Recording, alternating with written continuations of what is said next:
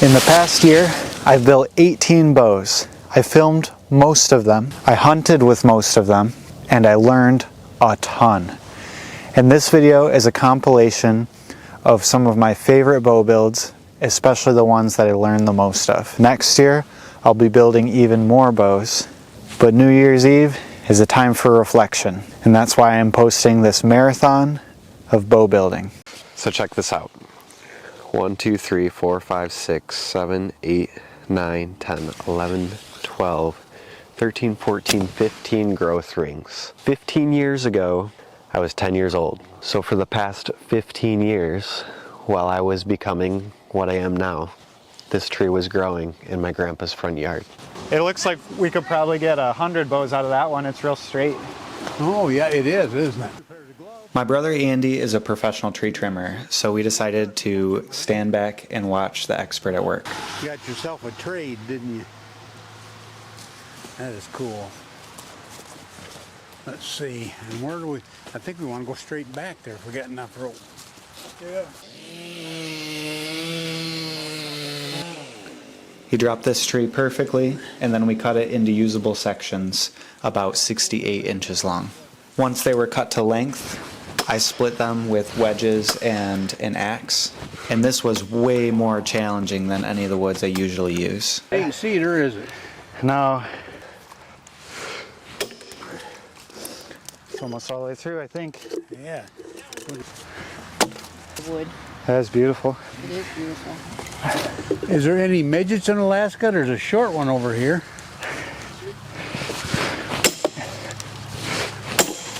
This is a quarter of a hickory log, heck of a lot harder to split than a birch tree, but I think it'll make a much better bow. And I believe I could probably get at least 3 bows just out of this piece alone. Welcome to the future. It's been about 3 months since we cut down that tree in Michigan, and we're back in Alaska, and I've split it a little bit further, and this is the piece that I'm going to make a bow out of today. This wood is probably not perfectly dry, but I'll get it roughed out into bow shape, and then I will set it on a form next to the wood stove, and I'll have it dry in no time.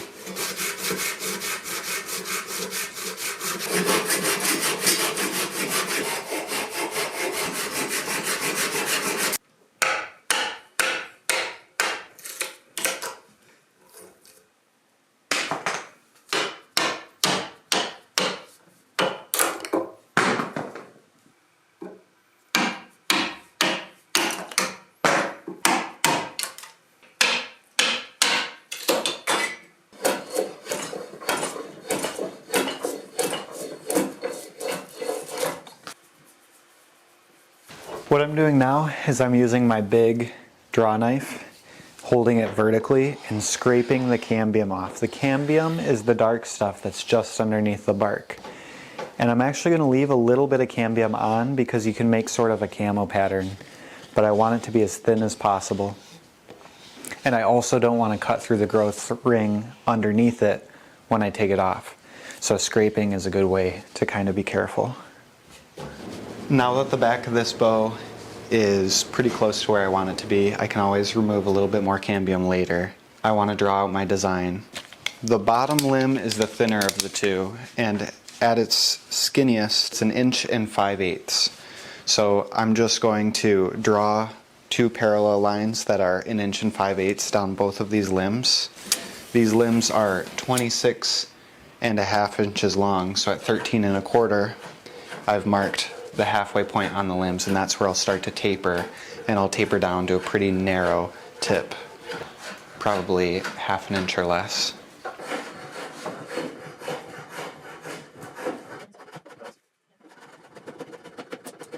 It's amazing how quickly it starts to look like a bow.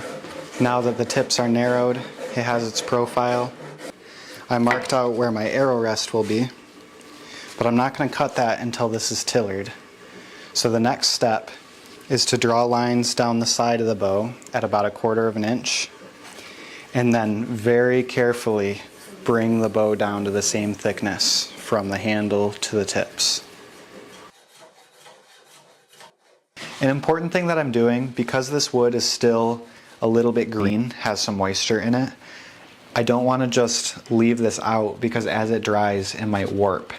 So I have a form which just has, it's a 2x6 with 2 posts that come up in the middle, and I just clamp it down at both ends. This has a little bit of a curve to it, which gives the bow a little bit of backset, which will make it faster in the final production, but you could just use a 2x4 and it would do the same thing.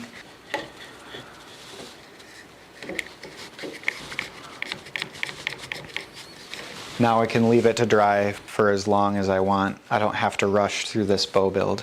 If you used power tools like a bandsaw, you could get the whole bow done in probably a day. But this is kind of my source of entertainment. It's like reading a good book. I don't want it to be over fast. So I'm gonna do the whole thing with hand tools. Before I can put a string on it, I need to cut some string grooves. So I just measured 1/2 inch from the back of the bow and then drew lines at a 45-degree angle.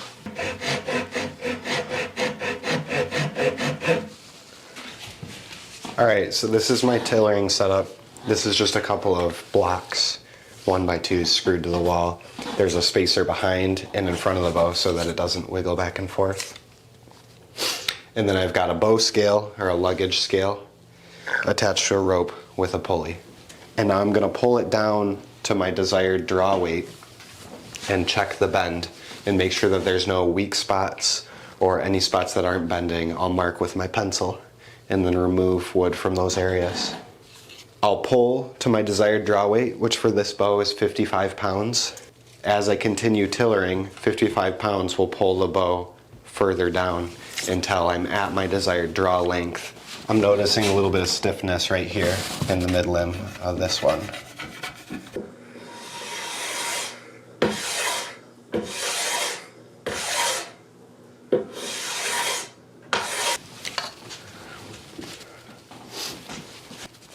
It would be safe to put a string on this bow now, but I want the ends to be bending more than the mid-limb. See how that one is bending more in here than it is here? Like this is almost completely straight. It's bending much better. That looks quite nice. I've tillered it pretty far with this long string, so I'm going to put a short string on it now. I'm actually using the same string. All I'm going to do is tie a knot, a bowyer's knot or a timber hitch, if you know what that is.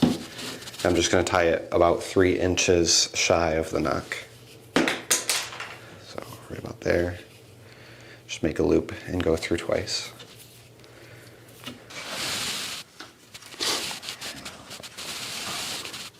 It's a bow.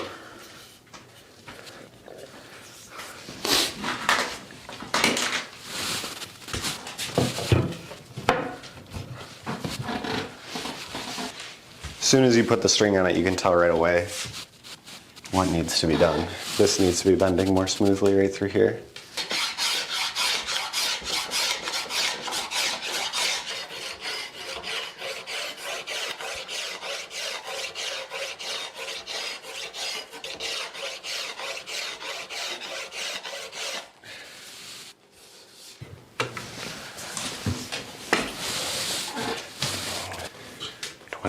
Five, 28, right there, 28. Not too bad. However, that's only 40 pounds. And it's also got a little bit of string follow. See how it looks like it's strung a little bit? That's because this is green wood. I cut this tree down not that long ago. I think that I'll be able to recover some draw weight by speed drying it with a heat gun. So I'm going to go clamp it back in my form, get it super duper hot, and then let it cool off for about a day. I'll shape my handle, stick it back on the tillering tree, and see how many more pounds we got. Right now it's measuring about 38 pounds at 28 inches.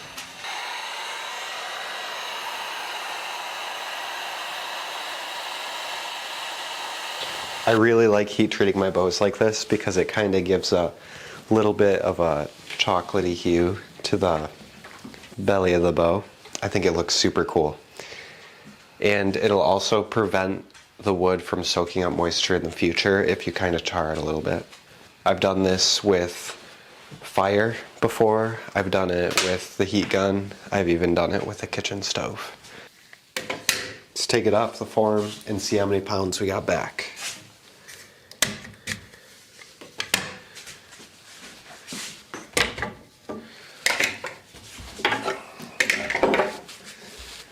It's taken a little bit of back set, so we got rid of that string follow.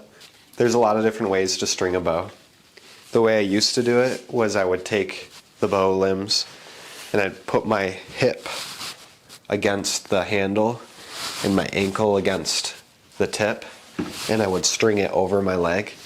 That's real good, especially if you're not very strong, but you run the risk of twisting your limbs. So I had a friend tell me that I should do it the push-pull way, which is if you put the one tip in your foot, pull on the handle, and push on this tip. This bow is definitely a lot stronger now. And slide the string over the end. Doesn't look like our tiller got messed up too much so far. Go put it on the tree and find out for real.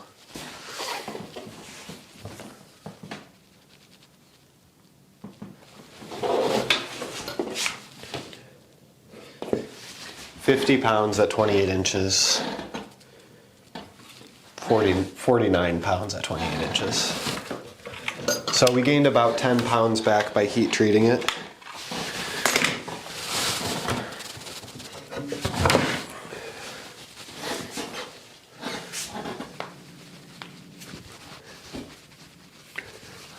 In Alaska, in order to hunt big game, most big game animals, your bow has to be at least 50 pounds. So being 49 is like pretty frustrating. I wish it was just 2 pounds heavier. You can do a few things to increase draw weight. You can add recurve tips, which would be bringing your tips forward, so the bow would have to be stressed more to get back to your draw length. You can shorten the bow by about an inch, adds 5 to 7 pounds, I've heard. But this bow is too short for that, and since I already heat treated it, I probably can't recurve it. So this one just is what it is. It's 49 pounds at 28 inches.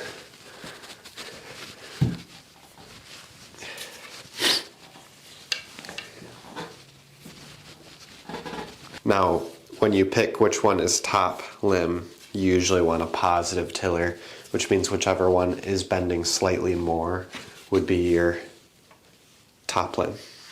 So I'm gonna draw out my handle design and start shaving it.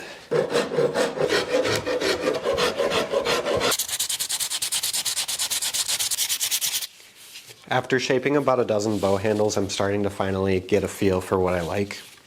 Something that seems really important to me is a groove for my thumb on the opposite side of the bow as the arrow. The tighter and deeper that groove is, the more consistent my handle position is, so the more accurately I can shoot.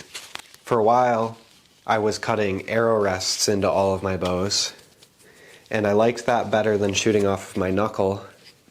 But the problem with cutting an arrow rest on a self bow is that you're weakening the center of the handle.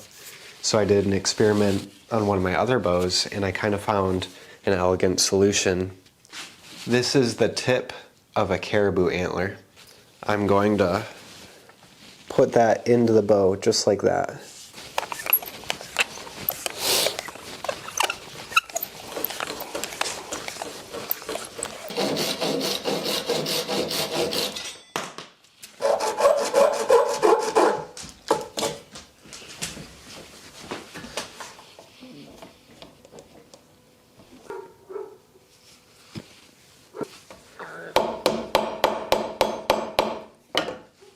Here we go. Nice camo patterned hickory bow. I've got my little antler tine arrow rest. Links for silencers. It's 49 pounds at 28 inches. Osage and hickory. If you were to ask any bow maker or Google what is the best wood to make a bow and arrow out of, you'd get one of these two answers. I will make 2 identical bows, one of each species, and I'll test the workability of the wood, the efficiency of the energy transfer from draw weight to arrow speed, the durability And finally, crown one wood as the king of all bow making woods. I want to find out if I could only use one wood to make the best hunting bow, what would I choose? The nice thing about hickory is that you don't have to chase a ring, you can just take the bark off and then that is the back of your bow.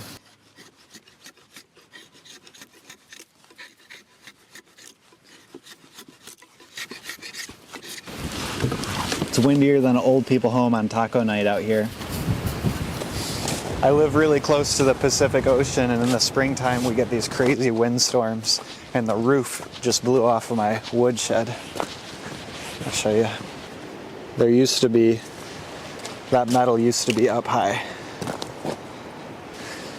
Hopefully we'll get some firewood out of this windstorm. But for now, I'm gonna go work inside. I've worked with red oak, hickory. I make a lot of bows out of birch, cedar, and then this will be my first osage. And my favorite thing about hickory is how easy it is to work with a draw knife. See this white? That's the wood, and then this greenish brown stuff, that's the cambium. Hickory is so easy because once you get to the wood, there's a distinct color change. So you stop there once you start hitting wood. And if you don't do a perfect job taking the cambium off, you call it camouflage and you just leave it there. Here's the camo-y pattern I'm getting with the cambium against the wood. And over time, the cambium will darken and it'll be a little bit higher contrast, kind of like this. This is a hickory bow I made where I left some of the cambium on. Osage, on the other hand, you actually have to chase a growth ring. This is the heartwood of the log. So it goes bark, cambium, then there's a light colored wood, and then there's the dark heartwood. So it's a lot more work to go from tree to bow when you're working with osage, and then you have to chase a ring because wood grows like onions, and if you cut through one layer of the onion, that layer just wants to peel away. And lots of people say that they don't recommend beginners working with osage because there's just a lot more that can go wrong, and I don't know how many bows you have to make before you're not a beginner anymore. I've made 11. So we're going to try it anyway. Right off the bat, I have to say that osage carves just as nice, if not nicer, with the draw knife. It's coming off in thin little ribbons. Yeah, I gotta say, that's probably the nicest wood I've ever worked with as far as using a sharp knife on wood. However, I'm having a very difficult time seeing the rings so far. Part of the reason is because the oxidized wood on the outside is dark, and so anywhere I cut is a different color. So I'm going to actually have to take wood off of the entire backside of this bow and then look for the rings. The easiest way I can describe the transition is that there's spongy stuff in between the growth rings, and that'd be the early wood that grows in the early spring. It's definitely not easy to see, but you sort of develop an eye for it pretty quick, and you can tell when you're going through a growth ring. Now that the back of these bows are both where they need to be, I'm just going to sand them so it's a little bit smoother and looks a little bit better. And then we can get on with the design of the bow.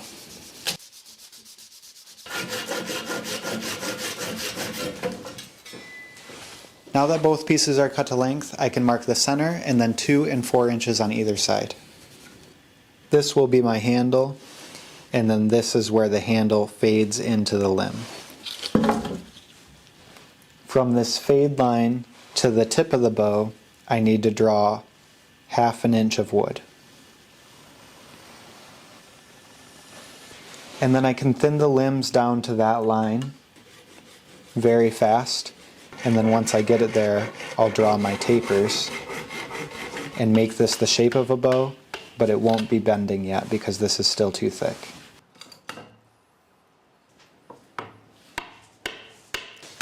The sawing and de-chunking of the wood to get it into bow shape was identical for both woods.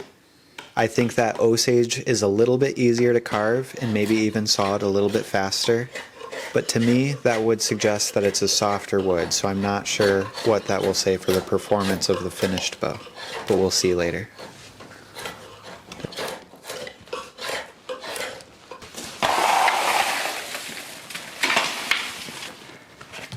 I'm just going to save this bucket for a couple of years and then it won't be cool anymore.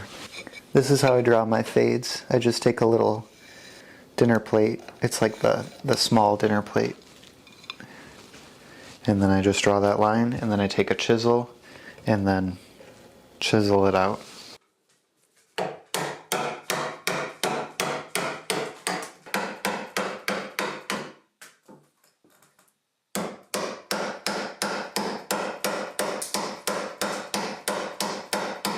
Not only does the handle need to fade from this side, it also needs to get narrower here. So these two lines are 1 inch apart, and then the limbs are 1.5 inches wide. So I'm going to have to come in through here and cut out this so that I can get my hand around it when this is a finished bow.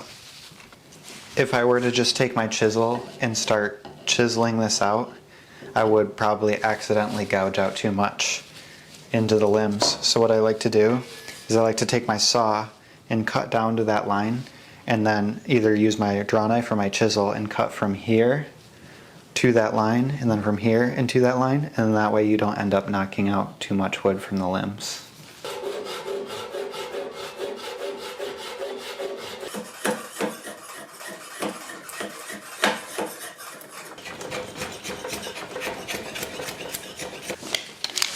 I also need to taper the ends of the limbs. So I just mark at 1 foot, and then I mark the center of the ends, and I just kind of eyeball it. And I just like to do the edges of my fingertip. It's about 1/2 inch. A lot of this gets eyeballed in the end, so these lines are just kind of an idea.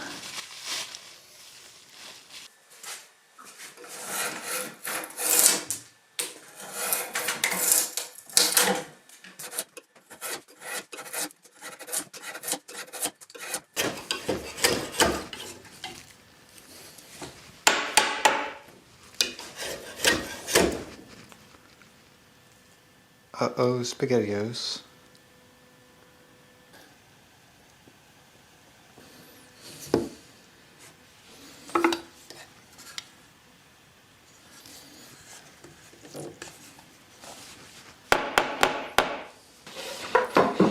As I get closer to the desired thickness of this bow, I'm having to switch tools from a draw knife to a rasp. This gives me a little bit more control. Some woods gum up a rasp, like birch in particular. Hickory and osage both seem to work good with a rasp, so that doesn't seem to be any sort of issue for either of them. So check this out. If you look from end to end on this bow, you'll notice there's a slight twist. The weird thing about this one, almost every bow I make has some sort of twist, but the twist happens in the handle of this bow, which is really problematic because that's the thickest part, and I'm not going to be able to undo the twist in the handle. So what I'm going to have to do is heat up the sections of the bow adjacent to the handle, and then I'll actually just use my table and clamp down to the table and try and torque it back so that the ends are straight. The easiest way I've found to get the twist out of a bow is with a heat gun, and then as it cools I'll release the clamps and it should go back to straight or straighter than it was originally.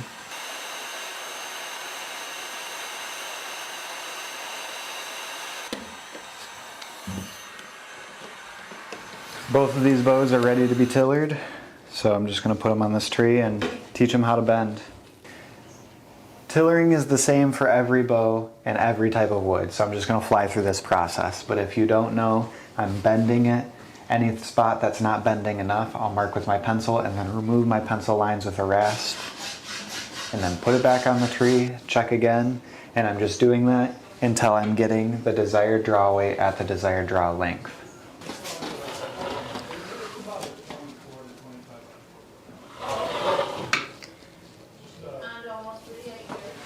.38. Same string, same draw length. Do everything the same and see how close this one is.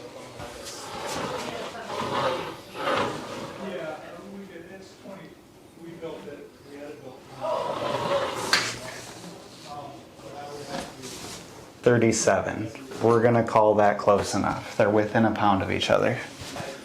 Next, I'm just going to turn these blocky handles into something that feels nice in my hands, and then we'll go test them and see how the different woods perform Same exact bow design, same weight, same string, same arrows. Everything should be identical.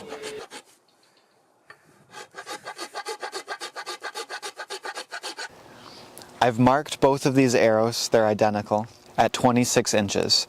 I'm going to draw it back to 26 inches, hold at a 45-degree angle, and then see where the arrow lands. And then I'll do the same thing with the other bow and see which one goes farther. And that will be a measurement of arrow speed and energy transfer, because some bows have, I think it's called hystasis, which is internal friction in the wood. And even though you're pulling the same amount of weight, one might transfer more energy to the arrow. So this is just a simple way to test that.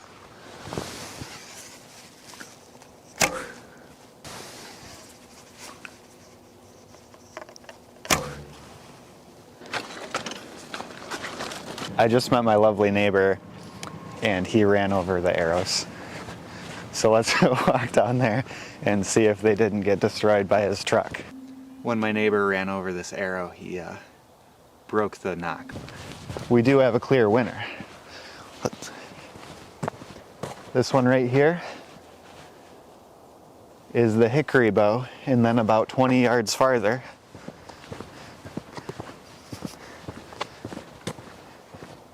is the osage. So the osage is slightly more efficient. See if we get the same result if I do that a couple of more times. For my test of durability, I'm going to shoot each bow 100 times, and then I'm going to measure the set that it accumulates after the bow is unstrung. I made shorter bows. I'm a really tall guy, so I am overdrawing these bows just by shooting them.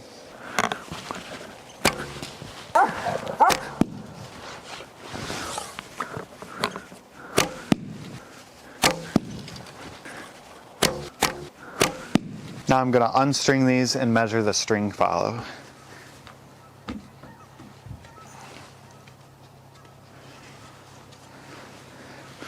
It's actually not too bad.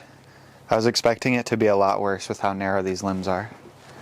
Let's see if it's even measurable. Got about a ½ an inch on the hickory bow,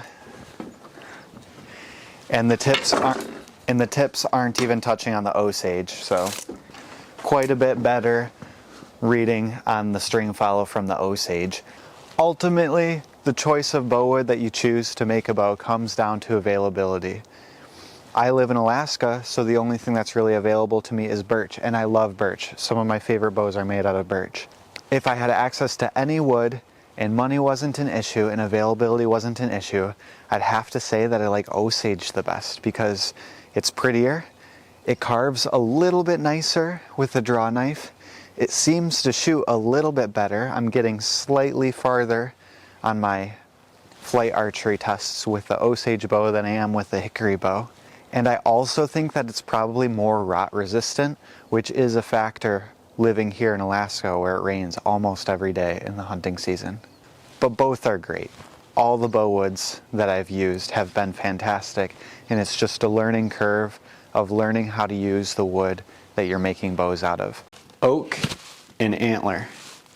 I have red oak stave that I got online, and then I've been finding moose and caribou antlers, so I'm going to try and make the tip overlays, an arrow rest, and maybe even the handle section out of a piece of antler.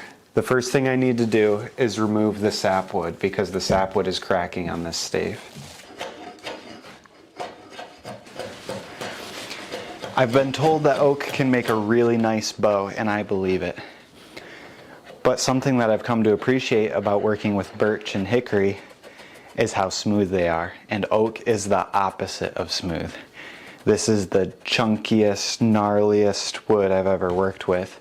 It's like trying to carve a rock with a sharp knife. It just doesn't really work that good. And carving hickory, and birch especially, is like carving butter. Yeah, the butter is cold, but with a sharp knife it comes off like nice little ribbons. And this oak, it just isn't that way. You can see here the redwood and the whitewood, and I'm just trying to take the white down to the first layer red. It's pretty easy to see as I'm working here. You can see this lighter color around that knot, and then the red. And as you break through a layer, there's all of this kind of a braided early wood is what that's called. You can see here's another spot where I didn't quite get it all. But once I get the whole bow down to the first layer of red wood, that'll be the back of my bow. It's important when you make these heartwood bows that the entire back of the bow is all one growth ring, because if you imagine wood growing like an onion, once you break through one layer of the onion, you've got a fragile spot that wants to peel away.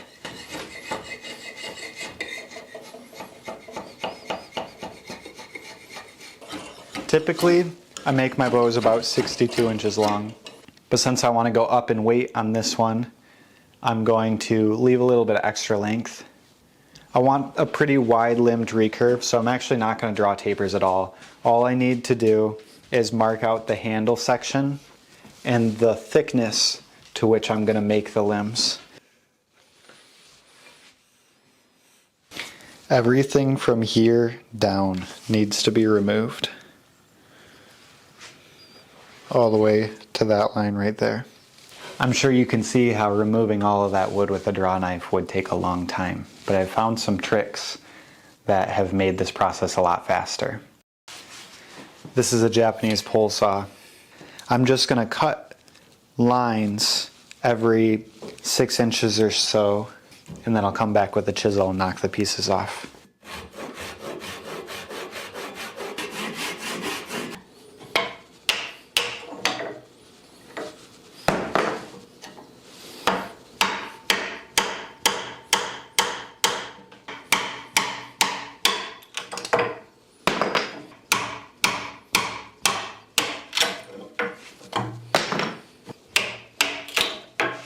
The fades are the part of the bow where the handle goes into the working limb. And it's important to have a real gradual fade, or else you make a stiff spot that's likely to break. So the thing that I found to make making my fades easiest is to draw the radius of a dinner plate.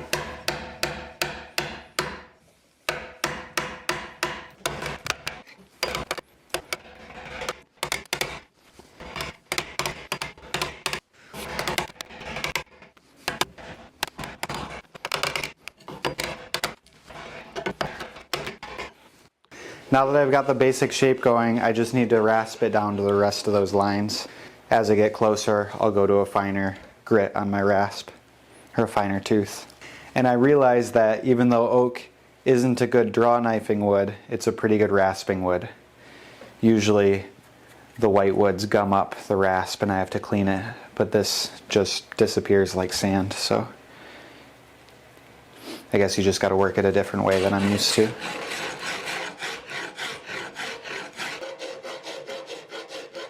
Right now I've got a 30-inch working limb. I think I'll start my taper 10 inches from the end.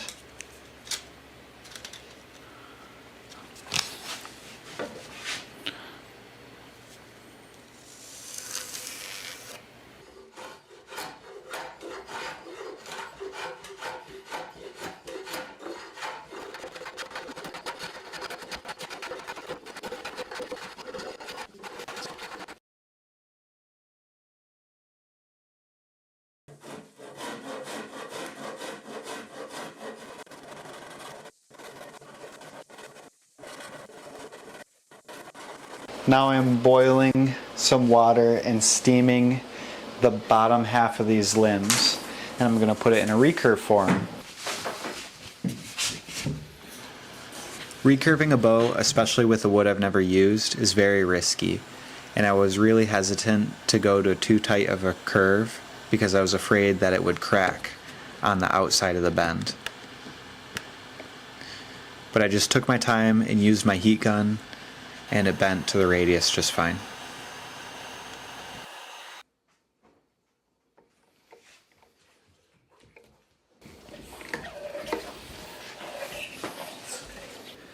I like how the bends turned out. Nice slight recurves. What matters to me most is the side profile. I like that the way the recurves are. The only thing that's not great is that it's not perfectly straight. See, that one's a little bit twisted to the right. Almost every bow I've ever made from a tree has been twisted a little bit. So I'm going to boil water one more time, and I'm going to put it under that lower limb and then twist it back straight. I've heard to steam an hour for every inch of wood, so since this is about a half an inch thick, I'll steam it for a half an hour.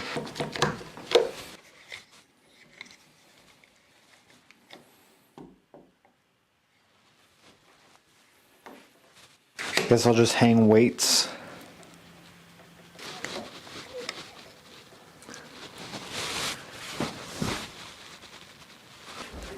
Okay, it's cool now. Moment of truth. Let's see if it helped.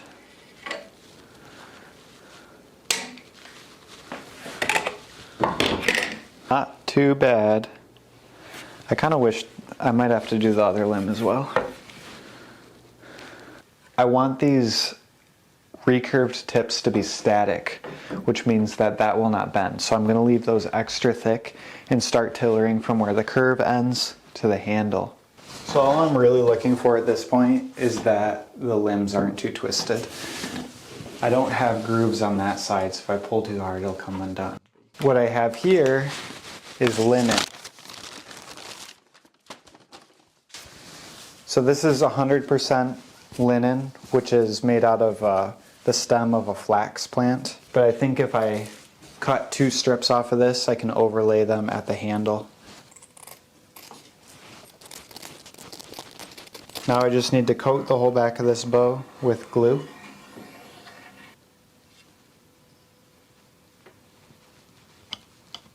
I'm going to do another coat of glue over top of this, and then that'll really cement it in here.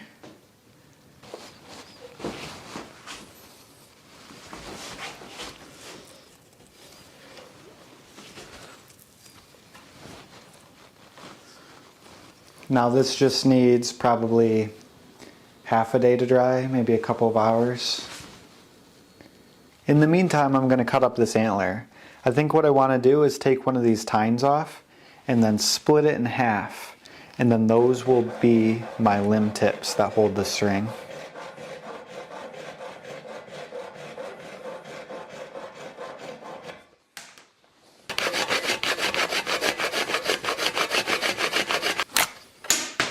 Okay, these are nice and flat. Now I just got to glue them on the bow. Now that this glue is dry and hard, I can cut it with my rasp.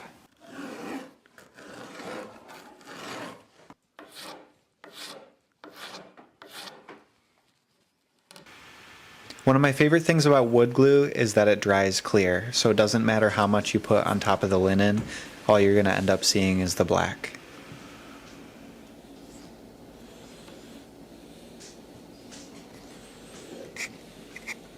After the glue dried, I shaped the wood to fit the antler so that it would be a nice smooth transition, and I wanted to use the antler to strengthen the tips so that they could be extra narrow.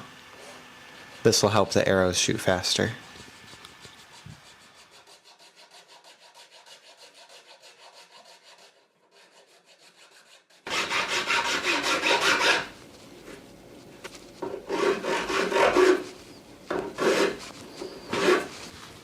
Tillering is by far the longest part of this process and the most boring part to film.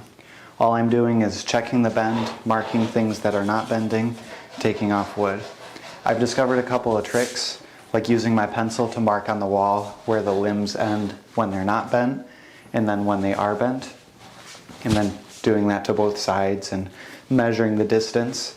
Right now, this one is bending about half an inch more than this one, which is good because I prefer the way that one is bending and kind of want to leave it alone, but I'd like to adjust this one so that it's bending more towards the tip.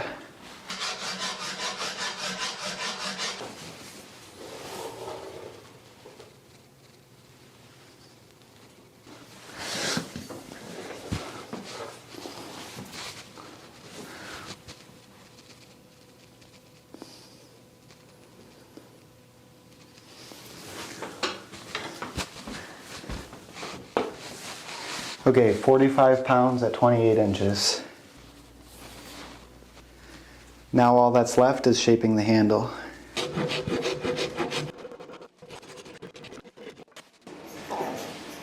I already had a small piece of caribou antler cut from a different project, so I just cut it into a smaller piece and then drilled a hole for it to slide into.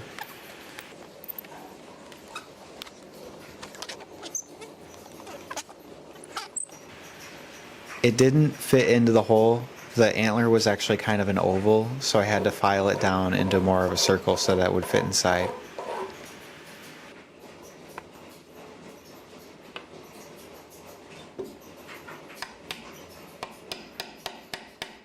Then I put wood glue in the spaces between the wood and the antler and then filled that with sawdust. And now you can't even tell that there was ever a hole. It looks like the antler grew out of the wood.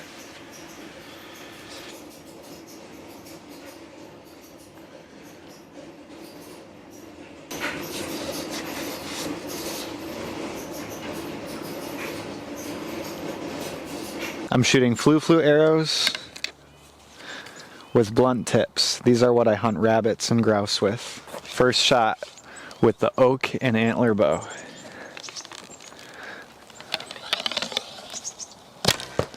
That shoots pretty sweet.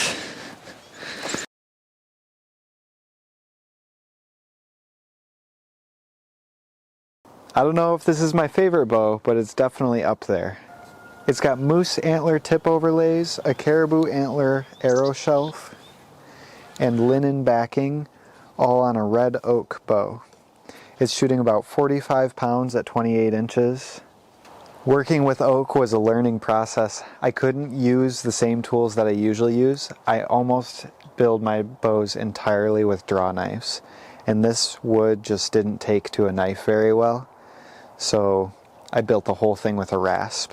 The only thing that's kind of funny about this oak wood is that even though it's as wide as my hickories would be and a little bit longer, it probably has more string follow than any of my other bows. Overall, I'd say that I'm pretty stoked with how this one turned out. Birch is probably my favorite kind of tree. The bark is excellent fire starter. You can drink the sap. People even build canoes out of the bark. But this tree is going to become a hunting bow. Birch is generally considered to be a soft wood, but here in the North Country, it's the hardest one that we have access to. So there's an important step that the natives have been using for thousands of years in order to make a very fast hunting bow out of such a soft wood. I'll get to that later. First, let's cut this tree down.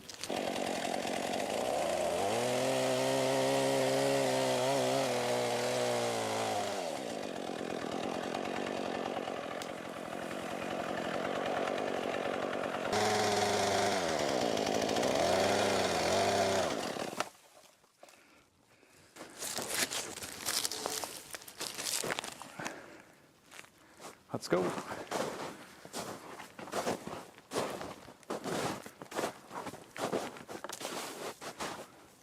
The first thing I want to do is I want to remove the bark. And I want to remove the bark in as big a pieces as possible because I plan on using it later. So I'm just going to take my knife and cut a line down the side of this log. This is not paper birch. This is Alaskan yellow birch. So it's unlikely that I'm going to be able to peel off the entire bark in one go. But some nice big sheets for making things out of later would be nice.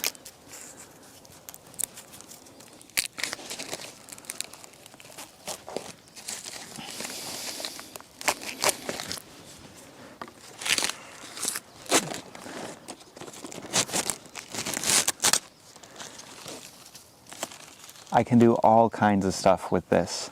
Now that this log is debarked, I can see the grain structure and where all the little knots are and pick the best side to be the back of my bow. However, this is the riskiest part of any bow build because any effort to save time, you risk ruining the whole log entirely. If I try and split this log and the grain structure twists, it'll be useless. There's a few big knots. These small ones here are no problem at all. But this side is almost completely knot free.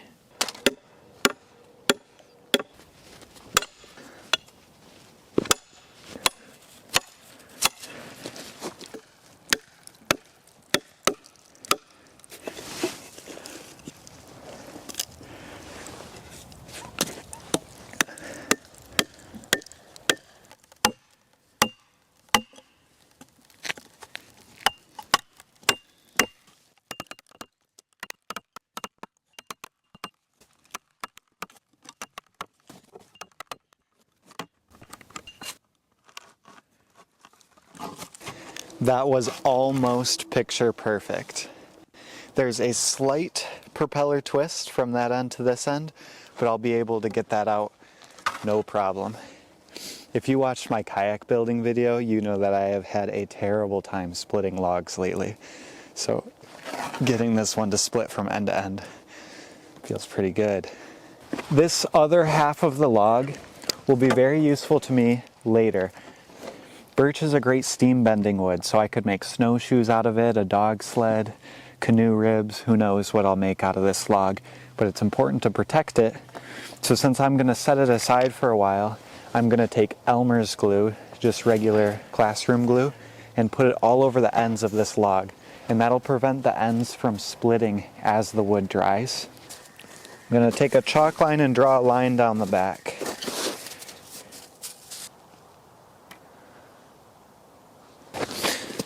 I'm just taking 2 fingers and putting it on either side of the chalk line and making marks every 6 inches or so.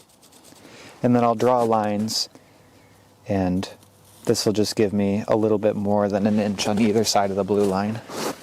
I don't actually have a measuring tape with me, so this bow will all be just made off of measurements of my own body. And I think that's cooler anyway.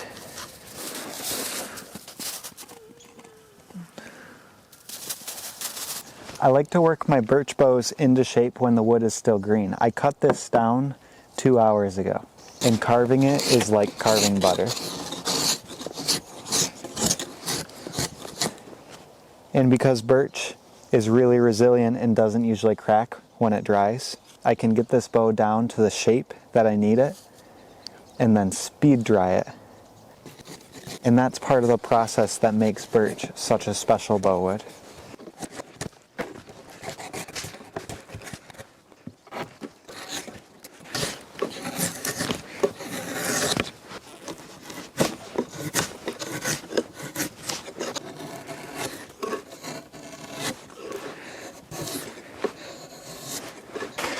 This is now just over 2 inches wide from end to end, and I just need to get the thickness the same. I'm just guesstimating about a 1/2 inch. I put my fingernail against the bark here and then drag my pencil about 1/2 inch and do the whole side of the bow. Everything from this line towards the cut side of the wood needs to be removed. I'll make sure that I leave extra for the handle though.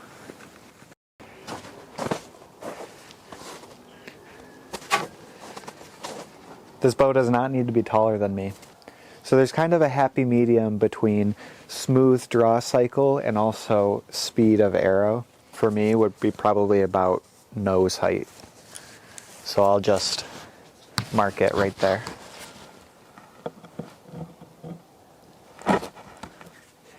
And then I'll use this piece of string to find the middle.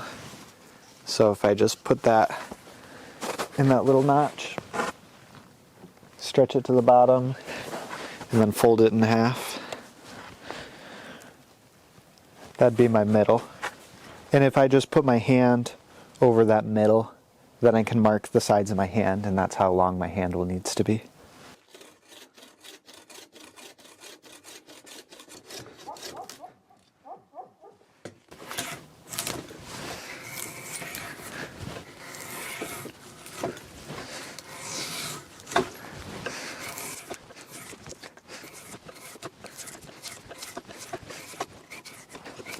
Sometimes I think about the limits of bending wood, and when you do this you realize that if the wood was infinitely thin, you could bend it infinitely tight.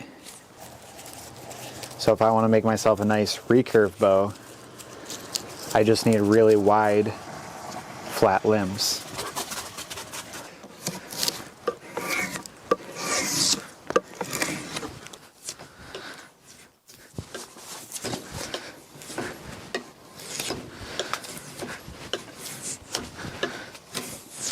I drew a couple lines.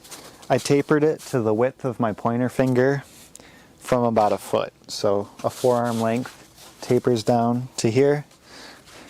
The handle section narrows and gets wider. And then I'll carve it into bow shape. I'll thin this down one more time. and then we'll start the speed drying process.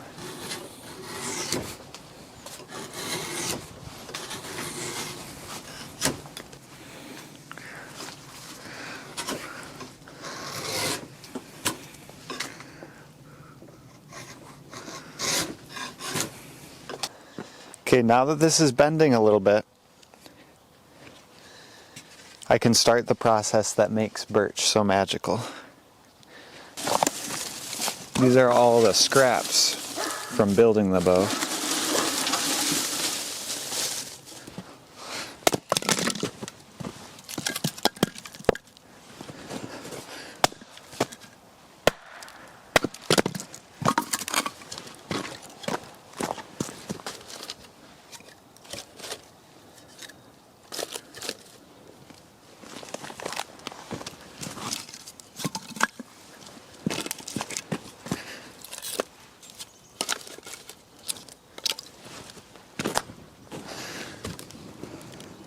This is just a 2x6 piece of lumber. I cut a radius into it to get a little back set on my bows, but any straight piece of lumber would work. The only reason I'm using a piece of lumber is so that the bow doesn't twist as it dries.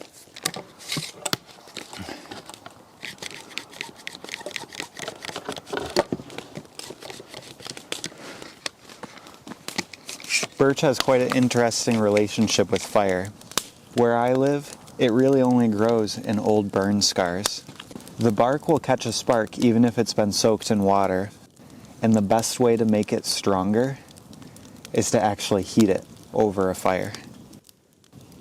So what's happening here, this first fire is just meant to dry the wood out, and because birch is so stretchy, it doesn't crack when you dry it this fast. The second fire will be to actually crystallize the wood. I'll lower it down a lot closer to the fire, and what that does is it takes what was a soft, spongy, porous material and it crystallizes it and makes it much better under compression.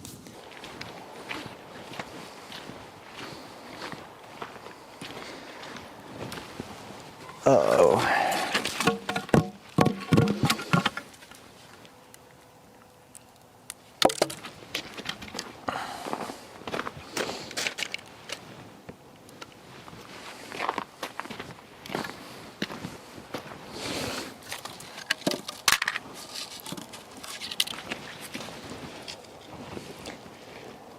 I left it unattended too long, and it fell into the fire. My little brick fell down, and it caught on fire.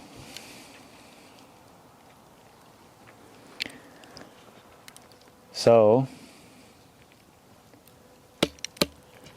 good thing I had two halves of that log. I'm going to start over again.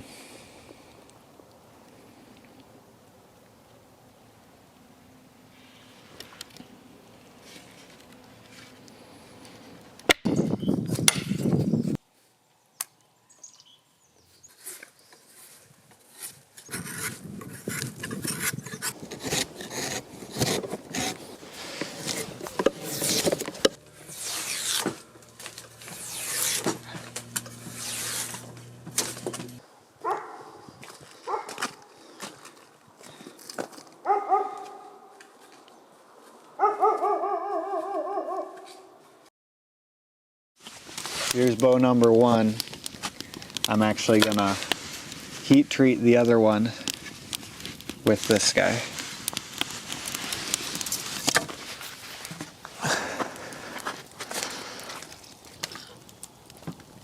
The way I'm checking my temperature is just putting my hand under there, and I should be able to hold it for about 3 to 5 seconds. But what's most important is that it's even. I don't want to drive all the moisture out of this spot and none of it out of here, because then when I go to tiller this bow, I'm going to have soft spots. I'm not looking to burn the wood, that's what happened last time.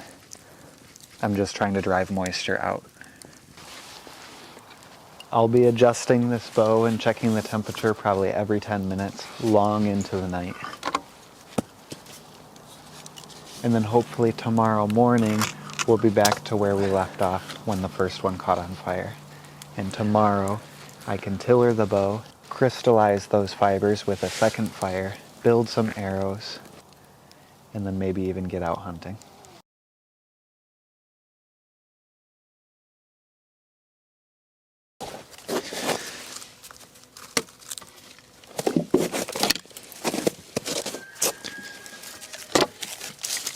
I'll be able to tell how much drier this is when I try and take a rasp to it.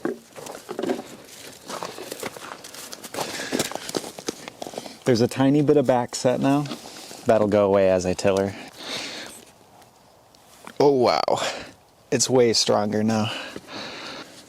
I'm just gonna cut simple string grooves. Nothing special, just notches that'll hold the string. And they angle down towards the belly of the bow.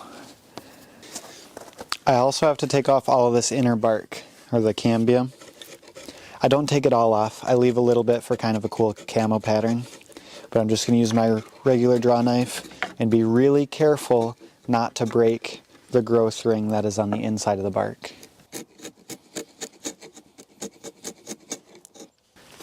Tillering is just the process of teaching the wood how to bend. I bend it, I mark with my pencil, I take off wood. I bend it, I mark with my pencil, I take off wood. This process used to take me days, but the more you do it, the better you get. Alright, it's pretty tillered. I'm going to fire harden it one more time, and this time I'm really going to get it crispy. And that's where the speed is going to come from, is the crystallization of the belly fibers. But before I do that, I'm just going to draw my handle design and start carving it with this rasp. I just like to make a groove for my thumb, and then also 2 little divots for my pointer finger and my index finger on the other side.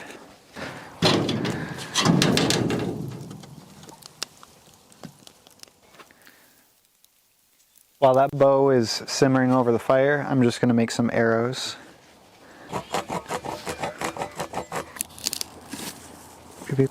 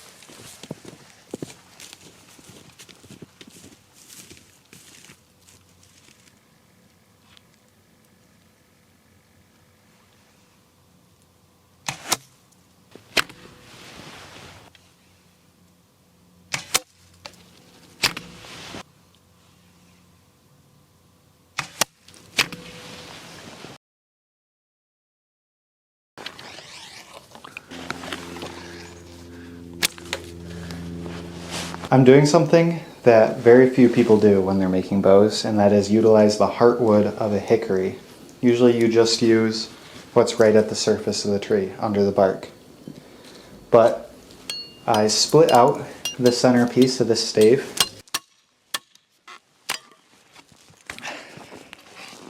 And what's weird about it is that there's little sections of bark inside the wood. So what I'm doing right now is just trying to get this smooth, because as I split it, there was all kinds of stringy pieces that I need to get off. And I'm trying to get these weak spots that contain bark out of the wood. And then from there, I'll make my layout.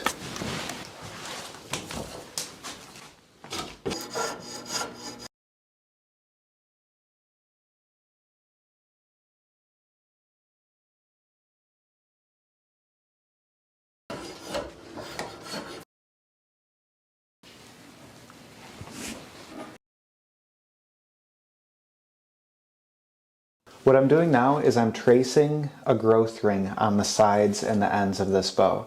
I'm going to go 2 growth rings from the beginning of the heartwood because I would like a light colored back of my bow and a dark colored belly. So now I'm just going to take my draw knife and remove everything that is above that line. But first, I have to sharpen all of my tools. Hickory is a very hard wood and it dulls draw knives very fast.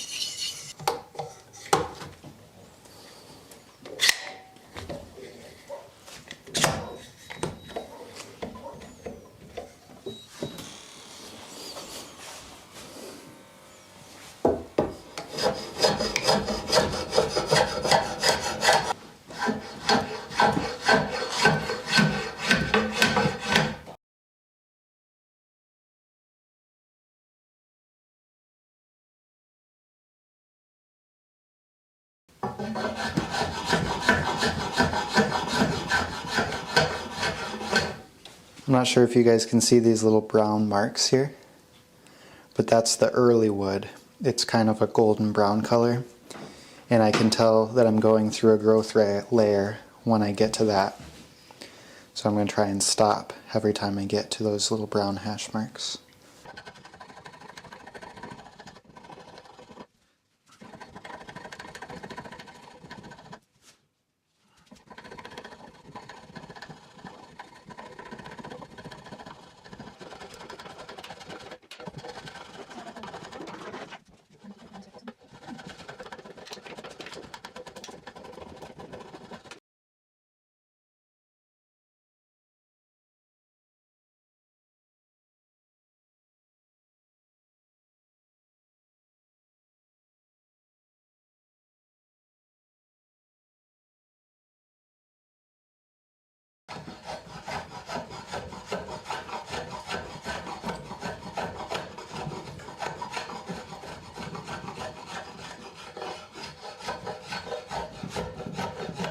Now for the fun part. I get to lay out the design of this bow.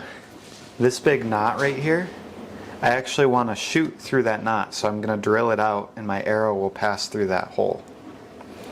Which means that needs to be 1.5 inches above center. Because this spot is the weakest part of my bow, I'm going to make that the ends, and the ends don't bend. So that means this way of center. I will measure from center down is 26 3/4. The center up,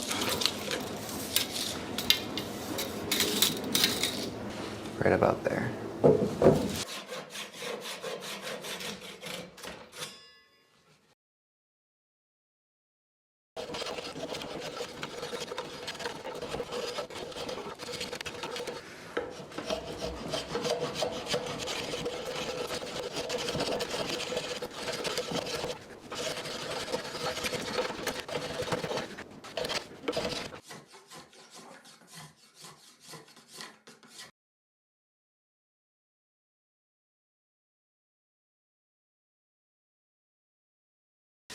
Seems like every bow I've ever made has had limb twist.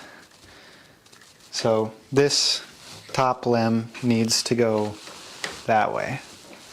In order to make it stay that way, I'm going to heat it up with this heat gun, bend it too far, and then hold it there until it cools down. Let's give it a try.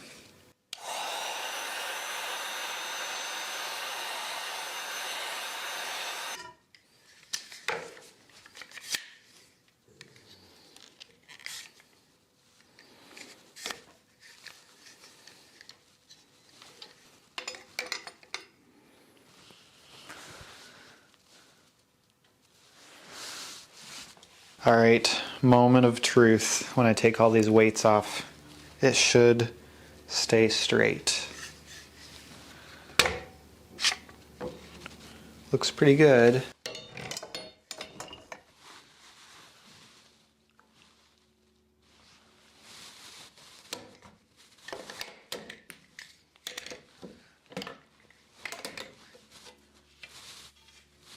Oh yeah. It's not perfect, but it's a lot better than it was. So now I want to just flatten off this handle and I can start tillering.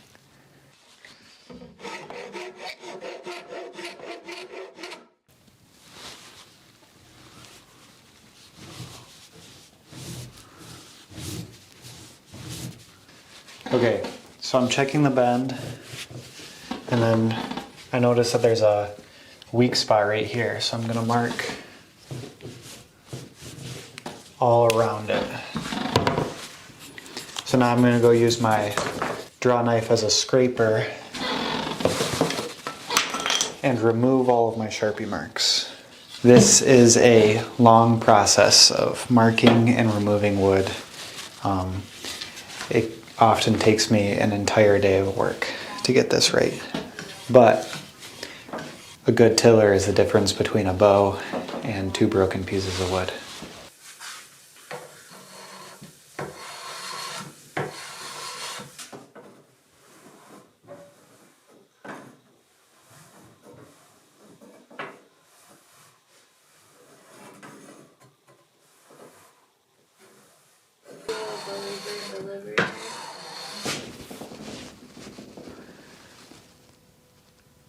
Yeah, like all fits together. It's really nice. Yeah, and I was looking up because that car seat only fits babies up another car seat to the registry, but one for when she's bigger. Now this is a small bow, so I'm only going to draw it back to 23 inches, which is right there.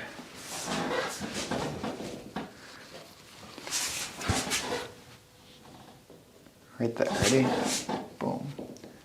23 inches. So now I'm going to go trim some arrows for 23 inches, shape the handle, drill out the center, and we've got a completed bow for a small person.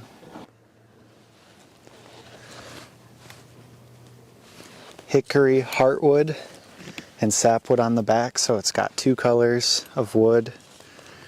I drilled out a knot in the center, shaped a handle, blunt points for hunting rabbits and grouse. It's a pretty fun little bow. But I'm not going to keep it. I'm going to give it away.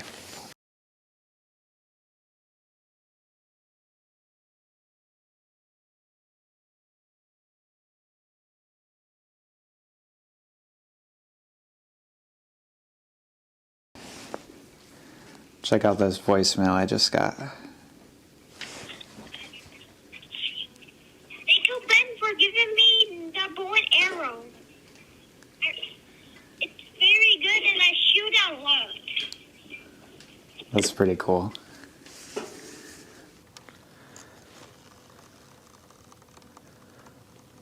We built a bow out of ironwood, which was one of the most challenging builds I've ever done.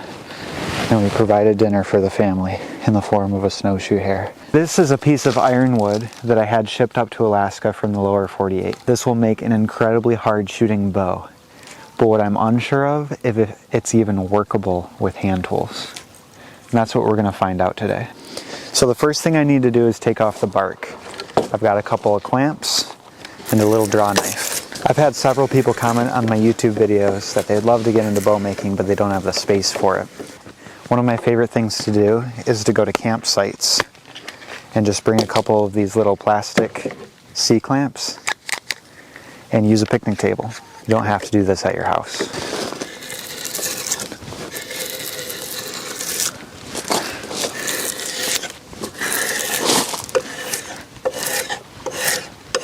The bark reminds me of like an eastern cedar or a juniper. It's pretty fine and it scrapes off very easily.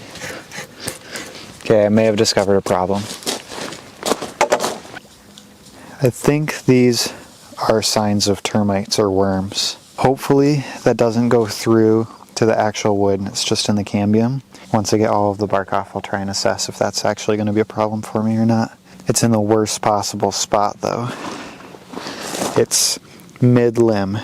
Now that I've got most of the cambium off, I'm just very carefully thinning it and leaving these thin brown streaks. What I'm most concerned about is these worm lines, but as I'm taking them off, it doesn't really seem like they actually go into the wood. Now that the majority of the underbark or the cambium is removed, I need to draw my design. I've decided that I'm not going to mess with all these worm marks right now, and I'll just sand them once the bow is a finished product, and I'm going to get rid of all of the cambium. I'm just worried that if I try and take it all off now, I'm going to accidentally cut too far into the wood with my draw knife, and so it'd just be safer to take it off during the sanding process. Let me show you what's in my backpack full of tools. So you've already seen my clamps and my small draw knife. I also have a saw. This is a Japanese pole saw. There's a low-flying airplane. It's the end of moose hunting season here in Alaska, and so there's a lot of low-flying airplanes still looking for moose. I have a big draw knife. I think if I was to go back, instead of buying a small one and then eventually needing a big one, I would just get a medium one. Something like a 6 to 8 inch straight blade draw knife would be perfect, but they're actually kind of hard to find. This is a hatchet or a hammer, depending on which side you use. This is a 1-inch chisel, just a cheap one. A half-round Nicholson rasp pencil, a tape measure, and I have sandpaper and a chalk line. I also have this big farrier's rasp, which removes a lot of material very fast. You could do the whole bow build with a medium-sized draw knife and this rasp. But now we need to draw on our bow design.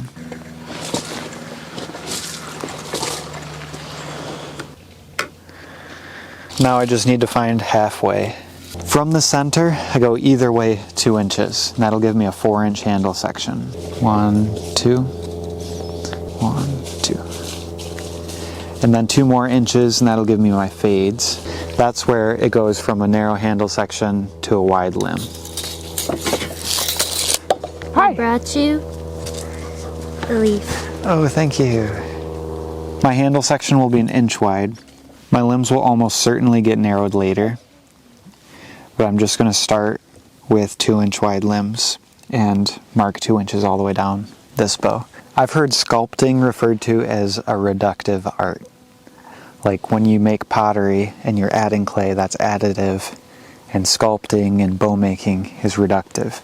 So I want to be very careful not to take anything away that I might later want. So if I start with 2 inch wide limbs and they're 65 inches long, that's bigger than necessary for a hunting bow for myself, but I can always shorten the limbs and I can always narrow them later. So I'm just trying to get closer to the finished dimensions, because depending on how this wood feels as I work it, I might change my mind. Now I'm going to be pretty aggressive here and get down to that line as quickly as possible. This is the first time I'm actually touching the wood with a knife. And so far, so good.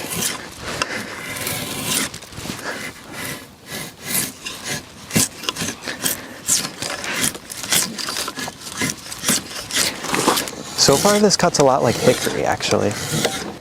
I think it's a harder wood. The grain is so straight, it almost wants to peel away from itself. So when you put a draw knife on there, it's almost like splitting away thin little curls of wood. But because it's so hard, I'm hoping that it's better in compression than hickory, and you can get away with a narrower limb or a heavier bow under the same dimensions.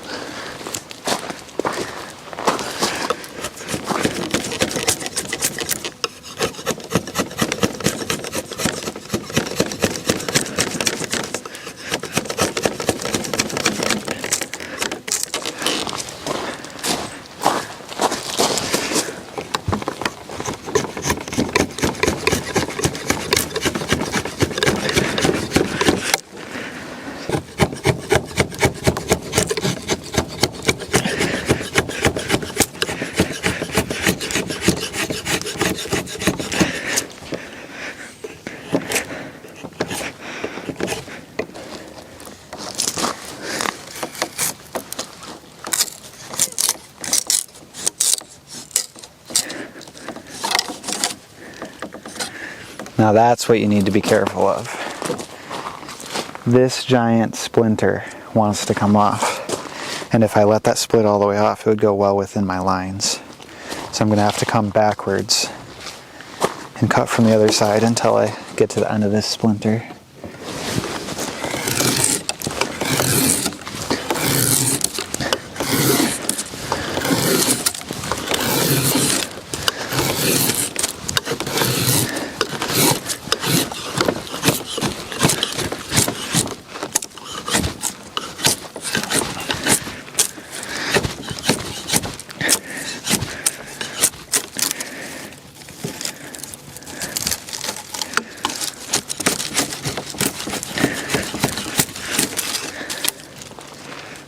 Now the front profile is pretty close. It's almost starting to look like a bow. However, it's way too thick to bend. So I'm gonna get rid of all of this extra heartwood and just junk on top.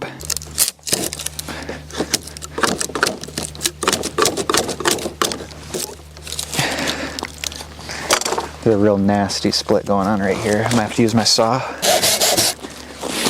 Let's see, this tree is 1, 2, 3, 4, 5, 6, 7, 8, 9, 10, 11, 12, 13, 34 years old. It's actually kind of interesting looking at the growth rings on the back because this tree grew way fast in the first 5 or 10 years in big, thick growth rings, and then just slowed right down to a crawl. In the bow building world, there's like top tier bow woods, which are like osage and yew. And then I think hickory is breaking into that top tier wood when people are realizing that whitewood bows are just as fast, if not faster. But then even in the like B tier woods, you know, you've got your oaks, ash, and elm, black locust, and then there's like the almost trash woods or sea woods that people just totally overlook. And I think that this is one of them. Ironwood is not something I hear people talk about very often. Those woods are so expensive, but you can buy ironwood for like a quarter of the price of a good osage stave. And for a beginner, like so far, I would recommend this. This heartwood is not cutting very nice at all, so I'm going to try a different strategy. I'm going to use this saw and cut down every 6 or 8 inches and then try and split it out with a chisel.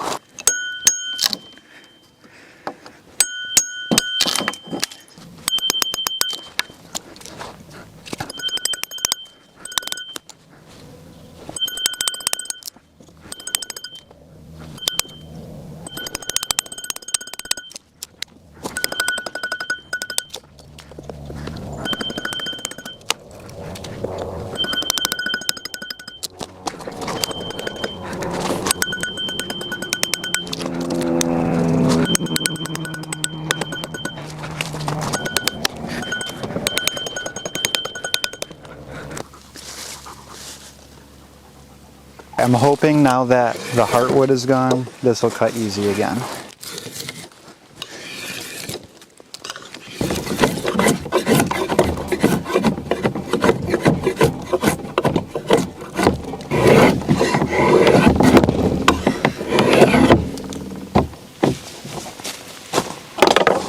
We're getting a lot closer to a bow. Starting to thin down. I don't have any sort of flex. So what I think I'm going to do is I'm going to draw lines at 1/4 of an inch. If I can flex it a little bit against this bench, then I'll leave her there and start tillering from there.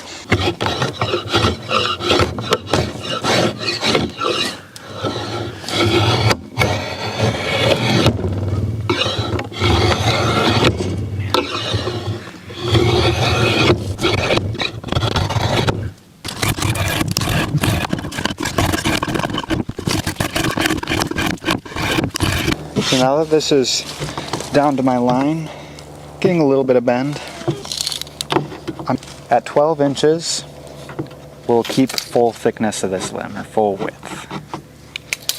But right down here at the bottom, we want it to be about 1/4 of an inch wide.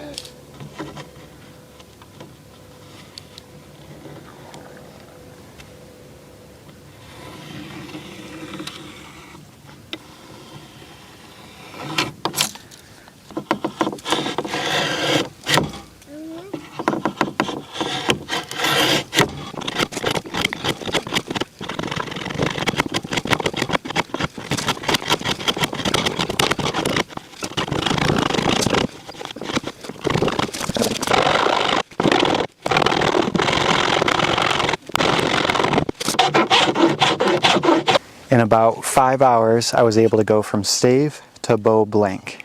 So this is a bow-shaped object that hasn't been tillered yet. It bends a little bit, but it's very stiff. If I was to just get this bending evenly right now, it'd be well over 70 pounds. Overall, my first impression of Ironwood, super positive. I don't know if it's just this piece or if that's pretty normal, but this is the clearest grain stave I think I've ever used. Probably the only tree I've ever tried to make a bow out of that didn't have at least a little bit of propeller twist. I'm going to take this home, and then tomorrow we'll see if we can go from bow blank to functioning shooting bow. In order to put a string on this, I just need a couple of simple knocks.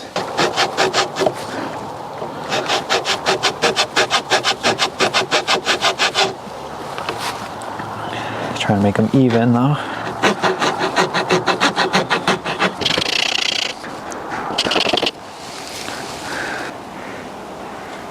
Super simple knocks that'll hold the string on, and we'll make them pretty later. This string is way longer than necessary, so we're actually just gonna tie a knot right here. This is a pretty simple tillering setup. I've just got a hook right here, and I wrap a strap around my bow. Then there's another hook down here, and I have a little pulley. My rope goes through that pulley. This is just so that I can pull the bow back and take a step back and really look and see what's going on. I've got a little luggage scale, and I'm just gonna pull back on this with my luggage scale and see what's going on.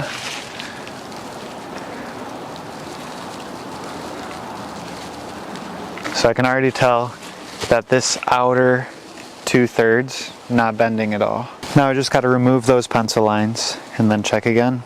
Continue this process until it's bending super smooth at the draw weight that I want.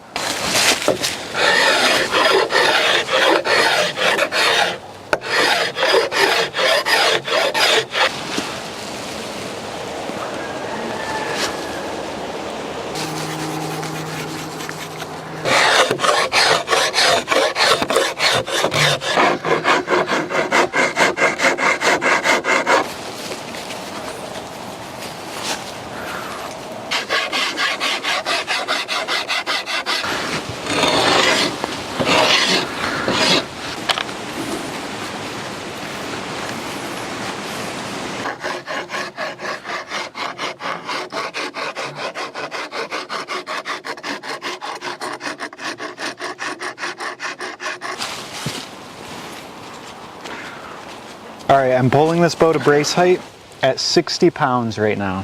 I think I'm going to aim for 60 to 70 pounds, which would be the strongest bow I've ever made.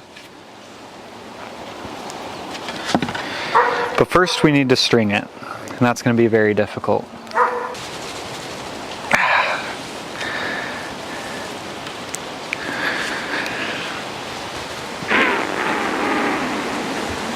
Oh, we got it. The bow is strung. Now this will give me a more accurate representation of how the bow is actually bending under a proper string. With a long tillering string, you're just pulling on things from a different angle, so it looks a little bit different.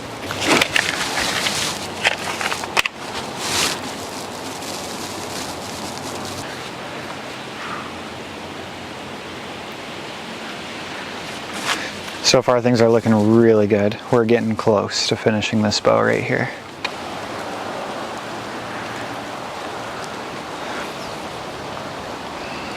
That's 50 pounds. Got another 8 inches to go.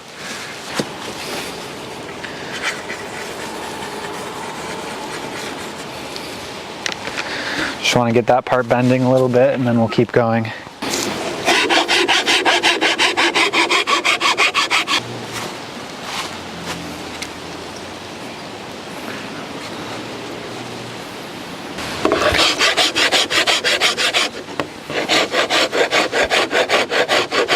And I've lessened the weight quite a bit. Now it's pulling 60 pounds at 25 inches. I need to get it all the way to 28. And that is terrifying. I just, those last 5 inches every time I tiller a bow, I just am so afraid it's gonna explode.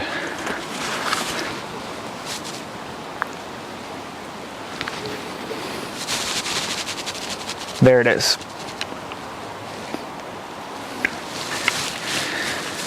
£65 at 28 inches. Let's do it again.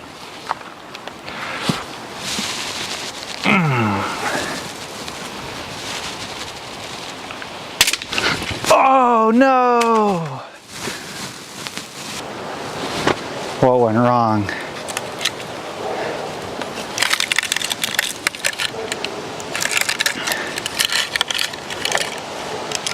So it was a tension break. With whitewoods, typically the back of the bow is stronger than the belly of the bow. So theoretically you could tiller the bow all the way down and then fire harden the belly to make it stronger, because if it were to fail, it would fail on the belly side. A more dangerous break is called a tension break, which is where the stretching fibers on the back of the bow break. And the reason that's way more dangerous is because if it's a compression break, it folds. If it's a tension break, the bow comes apart. But what matters is that we learn from our mistakes. And I think in this case, I should have gone longer if I was going to go so heavy, because it only broke the second I had it back to tillering length. I had it to shooting length multiple times. And I think you got to take those worm marks seriously, man. Maybe I should have sanded it down and gone to the next growth ring. It took a while to track down another piece of ironwood, but I've got a very nice one right here. This is from another local bowyer here on the Kenai Peninsula of Alaska named Cody. But all of the picnic tables are covered in about 1.5 feet of snow right now, so we're going to do this one in the inside shop, and I'm going to just repeat everything that I did before. I'm going to leave this one 66 inches long, and we're going to shoot for a 50-pound bow. The reason that I'm going to go with a slightly longer and slightly lighter bow than last time is because I don't want the design to be the reason that this bow breaks.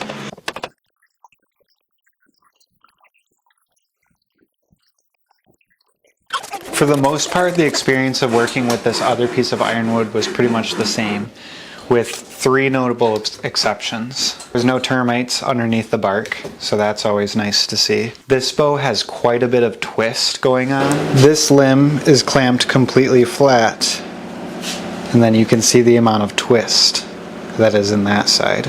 And also, even though there's no termite marks or anything, there are these weird dark streaks on the belly side of the bow, or the side that faces towards me. And I don't know that that dark wood is going to cause any problems. It could play a small factor, but overall I think that this piece of wood is pretty clean as long as I can get that gnarly twist out of it. So what I'm going to do to get the twist out is I'm going to use this heat gun to apply heat to the belly side of the wood, and then I'm going to pull on this clamp and straighten it out. And hopefully once I heat these fibers, they'll kind of plasticize a little bit, and then it'll allow the fibers to slip past each other, just like steam bending. And then if I keep the pressure on until it cools down by hanging a weight off of a lever, then hopefully tomorrow when it's cold, this limb will be straight, and then we'll be able to jump right into tillering, which is when the last bow broke. I know from the perspective of the video watcher, this has only been 10-15 minutes, but for me, I've been working on this bow and the one that I broke for months.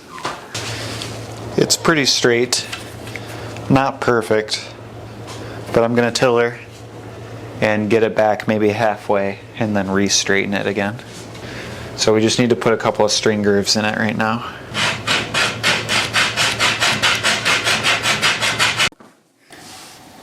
This is when the last bow broke during the tillering process. So this time I'm going to take my time and go extremely slow and be very careful not to break the bow. I'm marking the spots that are not bending with Sharpie, removing with my rasp, and then sanding it down to smooth, and putting it back onto the tillering tree and repeating this process over and over and over again.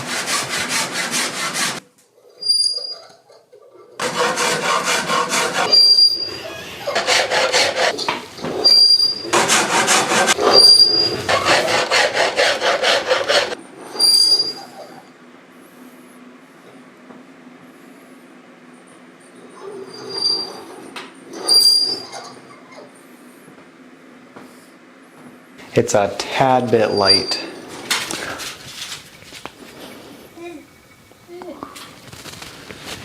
There's three things that you can do to increase the draw weight of a bow. You can shorten it from the ends, you can back it with something like sinew, or you can fire harden the belly. And since I'm testing this wood, Ironwood, I don't want to back it with sinew. I almost feel like that would be cheating as far as the wood goes. So what I'm going to do instead is I'm going to fire harden the bow, add a little bit of reflex to it, so when it's unstrung, it'll come forward of the handle. And I'm also going to shorten the tips and add antler tip overlays. And all of that should increase the draw weight of this bow. I'm hoping by about 10 to 15 pounds. I also decided that this would be a great time to shape the handle.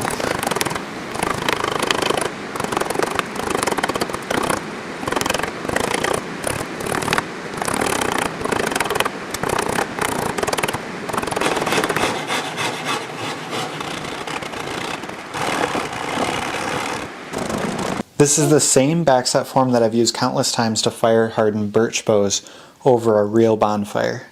But today I'm going to use this heat gun, and I'm hoping that the backset will add a little bit of draw weight as well. Right now this bow is pulling 30 pounds at 28 inches.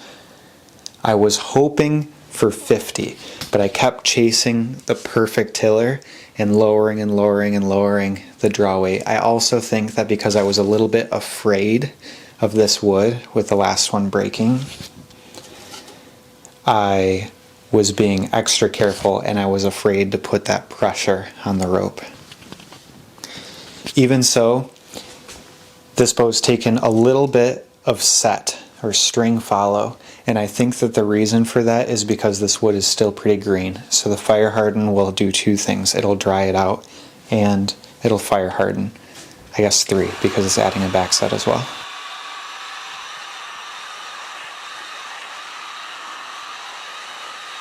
So I just fire hardened it, and now I want to check to see how much of a difference that made.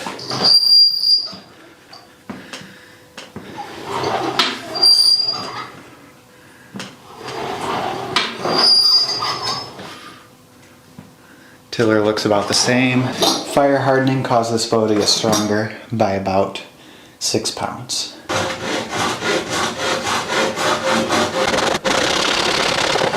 Ironwood is supposed to be a very strong wood. Something else that's really strong, sheep horns. So instead of using antler tip overlays on this bow, these are dull sheep horn tip overlays.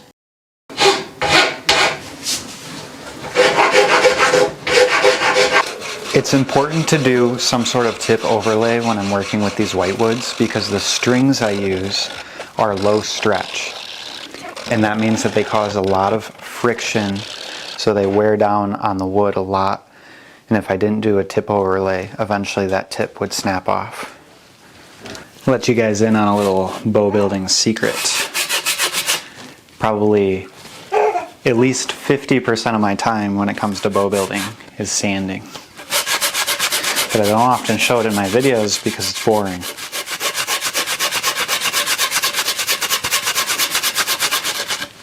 This bow would shoot just fine if I didn't do any sanding at all, but if I'm trying to make something beautiful, then I want it to really shine. And the way to do that is to sand it from 120 grit all the way down to 600.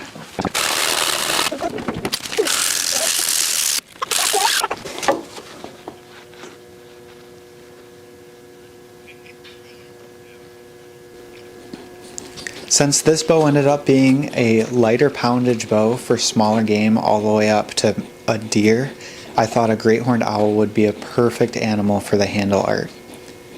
I recently had a great horned owl on my front porch hunting my pet rabbits, and it had to have been the most impressive bird I have ever seen.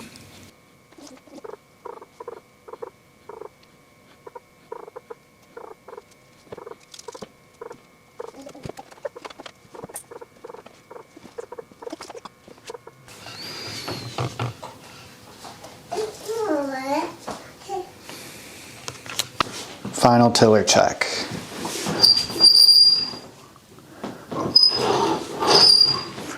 So far, so good. 28 inches.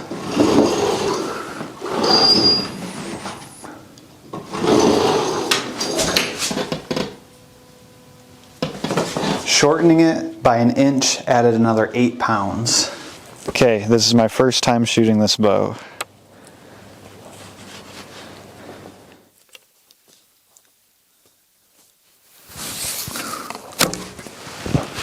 Pretty good.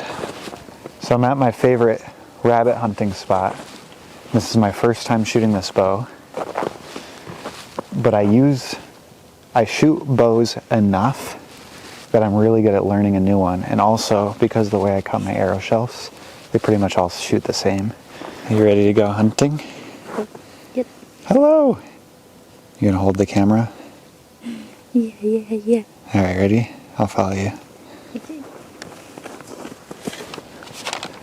Snowshoe hare populations go in 7-year cycles, where on the 7th year there will be more rabbits than you can believe, and then it'll go down and there'll be almost none left because they actually starve themselves to death by eating all their food stores. Can you see it? Right by that. Let's see. I see it. There's one right there. It's a pretty far shot for me.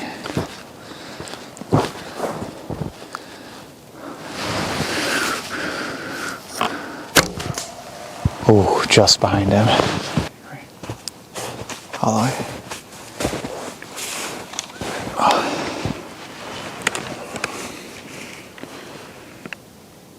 Another long shot. See his ears right there. Oh. He didn't stick around. I still see him, but I don't know if I'm going to be able to get a shot on him.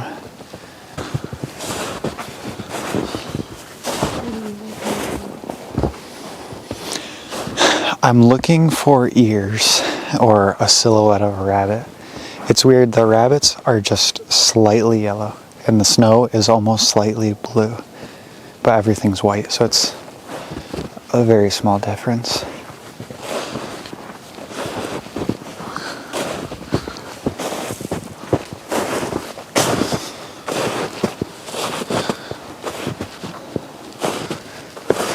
Backtracking a moose. Oh. See that one on the edge of the trail? That's got to be 50 yards. No possible way is he letting me get close enough. I'm going to call it today. Getting too dark to see, too dark to retrieve arrows. So we're going to turn around and head out of here. Today I saw 5 rabbits and took 2 shots. It's the next morning. I'm out here alone and it's much colder, so I'm hoping that by being by myself, making a lot less noise and a little bit colder temperatures, the rabbits should be hunted down.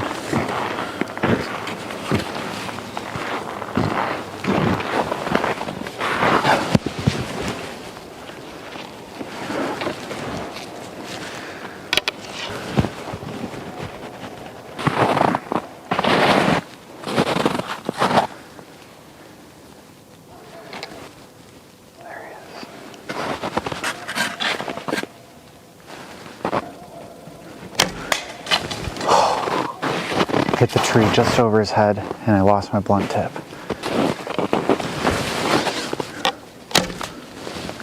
Just behind him.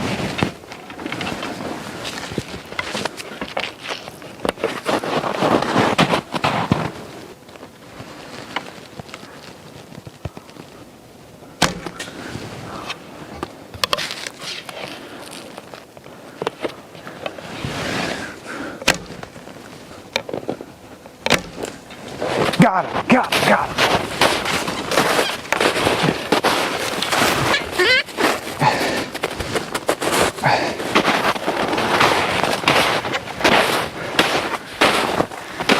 All right, we finally did it.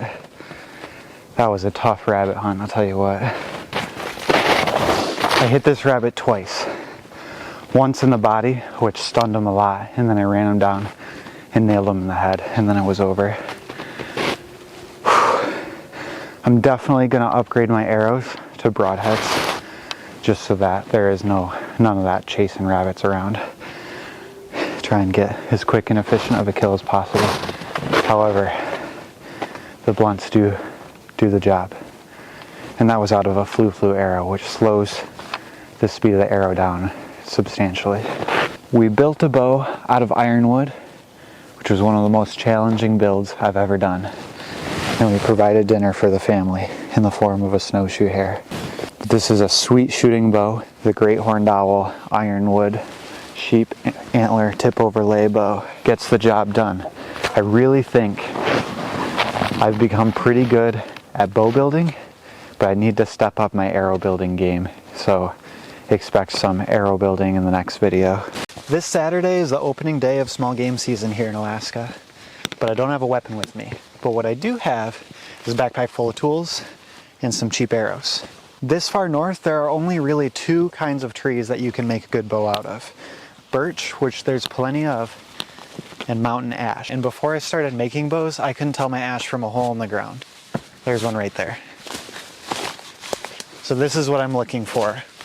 It's got serrated edges on the leaves, and there's 12 of them, one on either side of the stem. What I want is for it to be at least bigger around than my wrist. There's a bunch right there.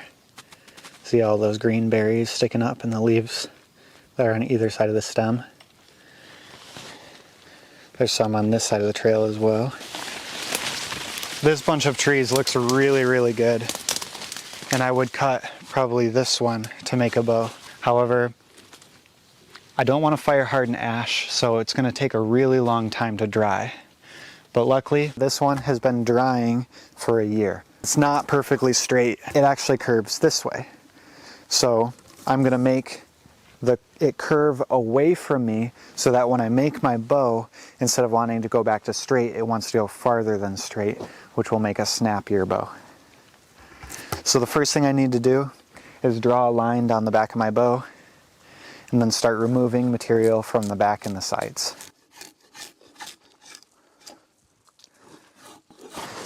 I can already tell that this wood is very dry, so I think it's going to take a rasp really nice.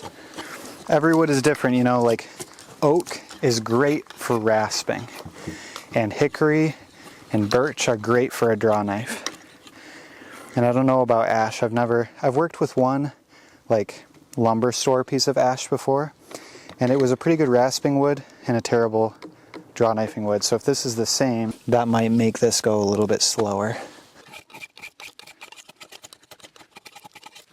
The grain is incredible on this wood. Like, look how cool that looks. The growth rings, it's like it's traced in black. This is going to be a cool looking bow if it'll shoot, and if I can get through it with my knives, because it sure is a tough wood to work with so far.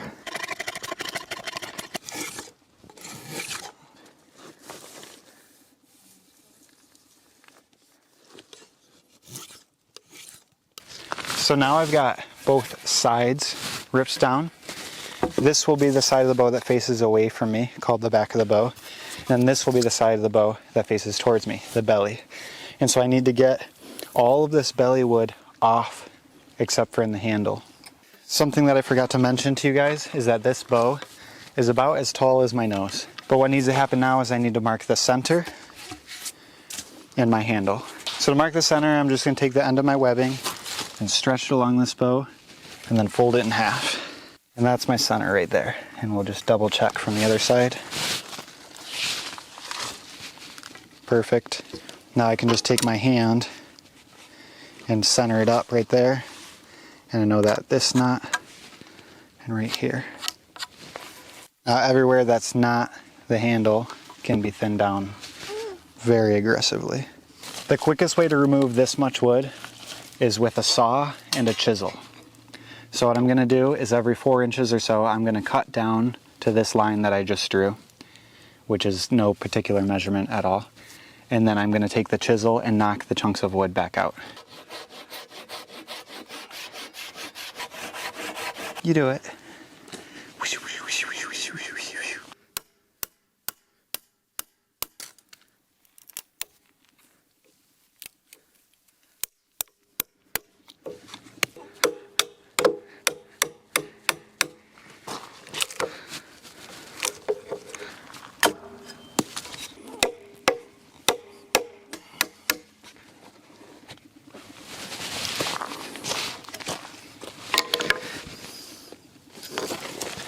When you split wood like this, you need to be really careful of the grain.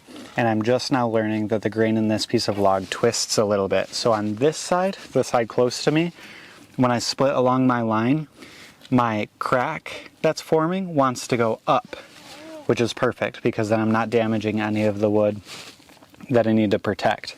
However, on the other side, as I'm splitting, the crack wants to go down. And I can see the crack getting close to my line, and it's gonna miss this saw mark. It's gonna dig underneath it. So before I split past this saw mark, I'm gonna cut a new saw mark down, and I'm just gonna take it smaller chunks at a time on this side of the bow, because if I accidentally tear into the back, we're done with this piece of wood, and it would take another year for another piece of mountain ash to dry. I'm going to just take the safe road and cut out smaller chunks with my handsaw.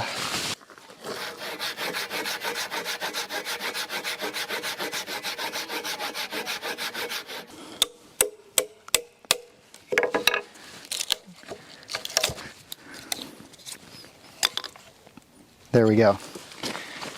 We've now eliminated that problem, but we need to be very careful for the whole length of this bow.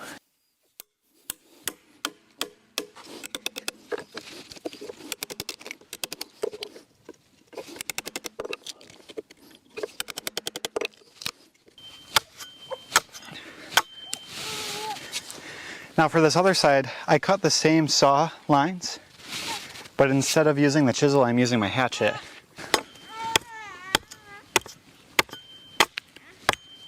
It's working pretty well. It's actually a lot faster than the chisel.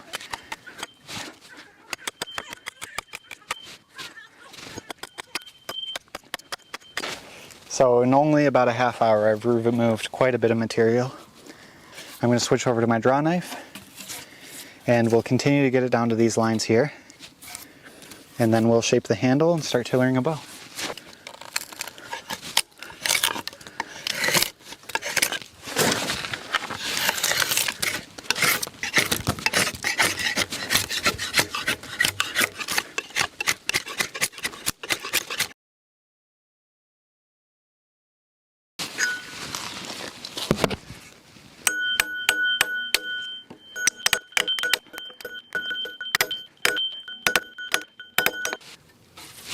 The bow is actually bending a little bit.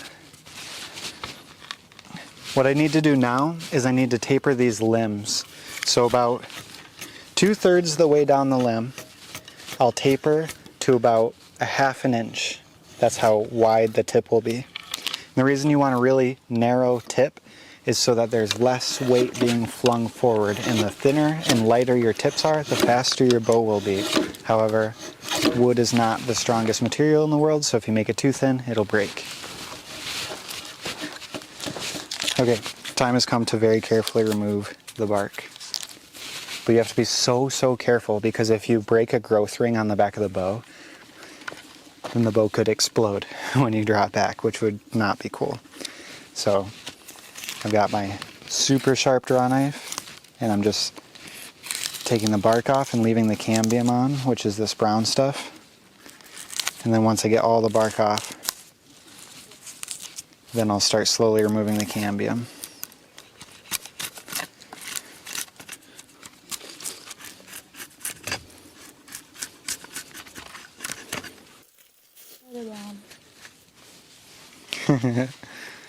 Yeah, it's like black lines traced around where the cambium comes off, and then cambium's kind of got a green hue, which looks really nice. I think this is going to be sweet. On all my hickory bows, I leave a little bit of cambium on, and it makes a camo pattern. And I thought that was really cool until I saw that this has a black layer in between the cambium and the wood. And that's got to be the coolest pattern I've ever seen on the back of a bow. So I'm definitely going to leave some of that. This is a moose antler that I found, and I plan to take one of these tines and split it in half and use those as my tip overlays just to protect it from the string, because these strings that I make are actually really abrasive, and over time it would wear the tip off of the end of the bow. But if you use an antler tip, it's a lot stronger than the wood is. And I'll also try and make an arrow shelf out of antler as well.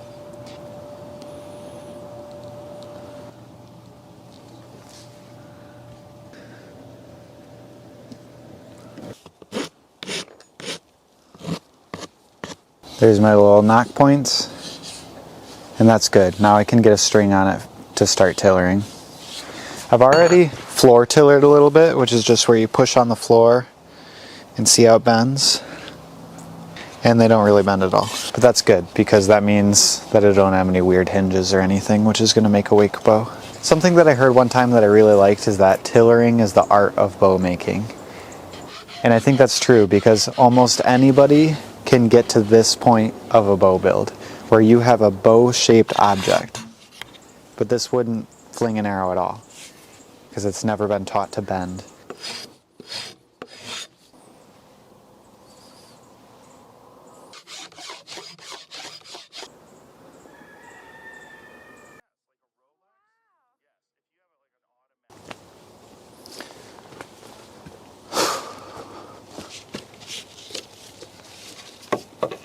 Well, this bow failed on tension. And you know why? Is because of that cool green colored wood. I'm super bummed I wasn't recording at the moment. Tillering takes such a long time that I record and then I stop recording and do some work real fast because I can work faster without the camera. And then sure enough, in one of the moments I wasn't recording, the bow exploded right where the green wood is. And that cool pattern that I really liked, I think was rot. And I don't know how that happened because I kept it inside my house as it dried. Maybe it was a defect in the tree as it was growing, but sure enough, it broke on tension. So it broke on the back of the bow, which is the most dangerous kind of break. But you can see those black rings go all the way down into the wood. What to do?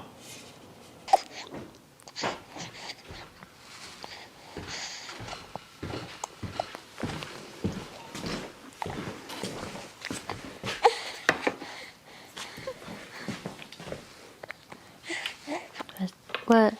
Oh, you broke it? That's really sad. Then what? It's mid-hunting season now, and it's taken me quite a while to track down another piece of ash. But I got this piece from a big ash tree. Let's get this thing shaped out. I'll probably speed through this whole process because you already watched me build that other bow.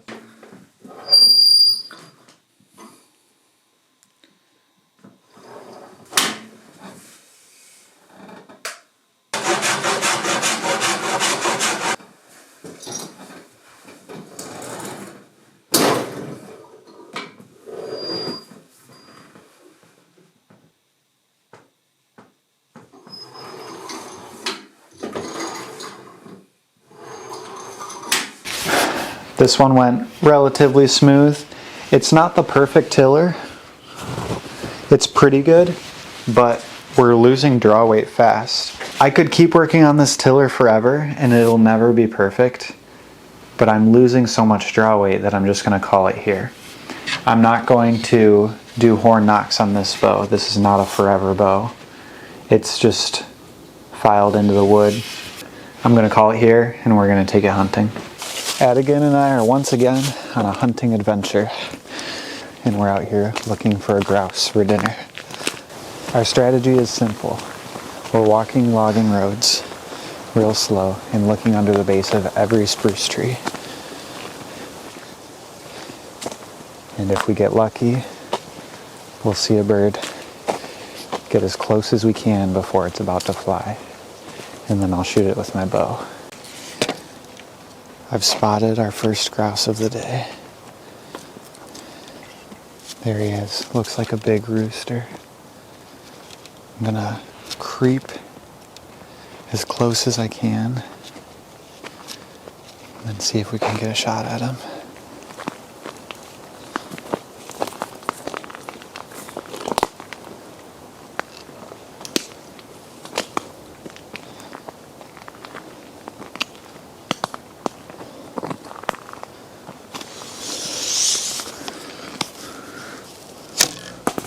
Yes! First shot! Let's go!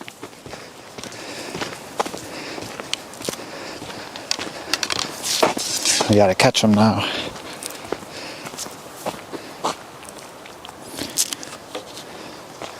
Should I stick them again?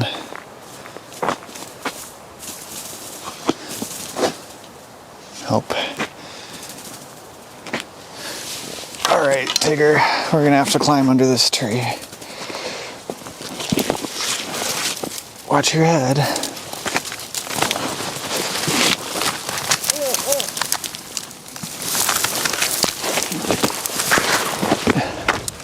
Oh, there's more. There's more. Oh, this is great. Let's see where that one went.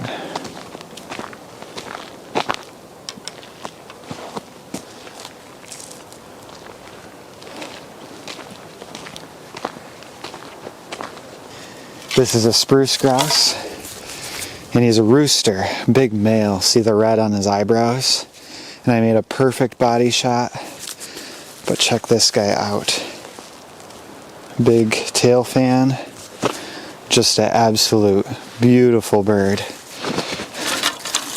We're doing good so far. There's another one in that tree, and I can't forget my arrow. I didn't grab my arrow. Let's see if we can get closer. Another good one, another big rooster. This is a tricky shot. If I miss, I'll definitely lose my arrow. So we're gonna get as close as we can.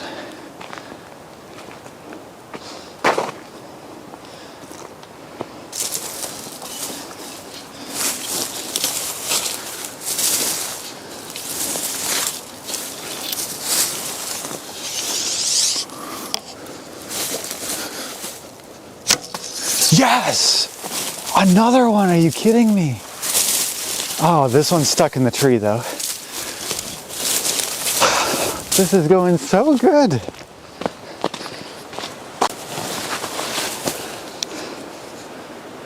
There's my arrow, and at the end of the arrow is a dead bird.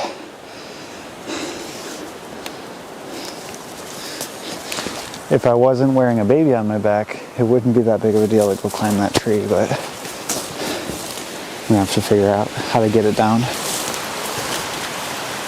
No way. We need a much longer stick.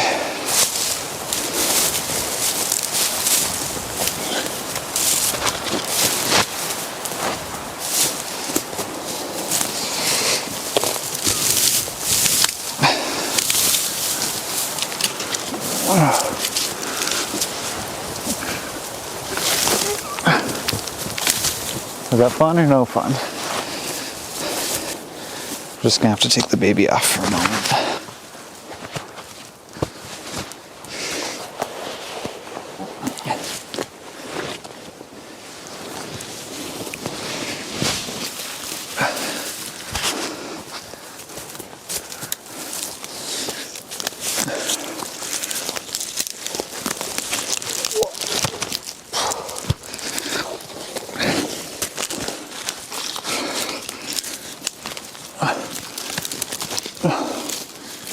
Absolutely stoned this one. There we go.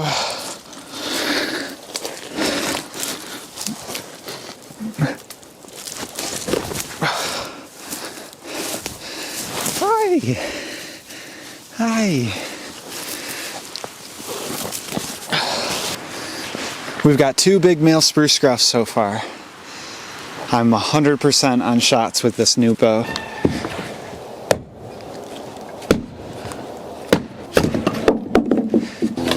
We're back at the homestead, which is what cool people call houses. And I've just started a fire, and we're going to cook those grouse for lunch. The Adigan is 6 months old now, and she can sit up on her own, which means that she gets to try meat for the first time today. So I'm really excited that her first meat is going to be grouse that we hunted together.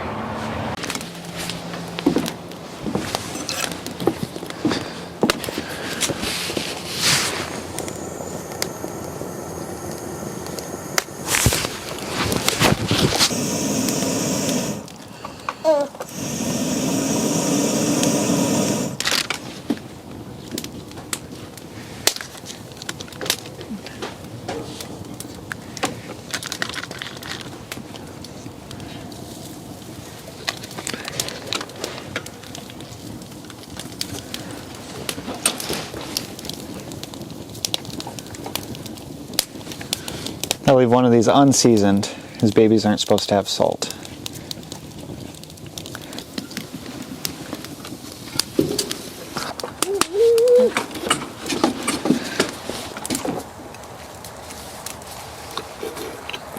Perfect.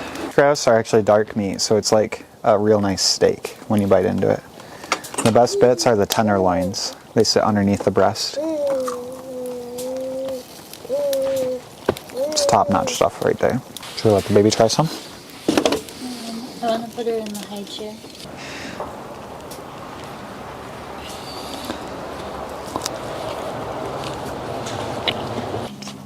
Yeah! Yummy. What do you think of that?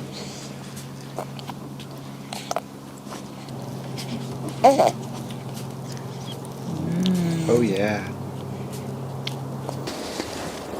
Imagine you're on a weekend hunting trip and your bow breaks.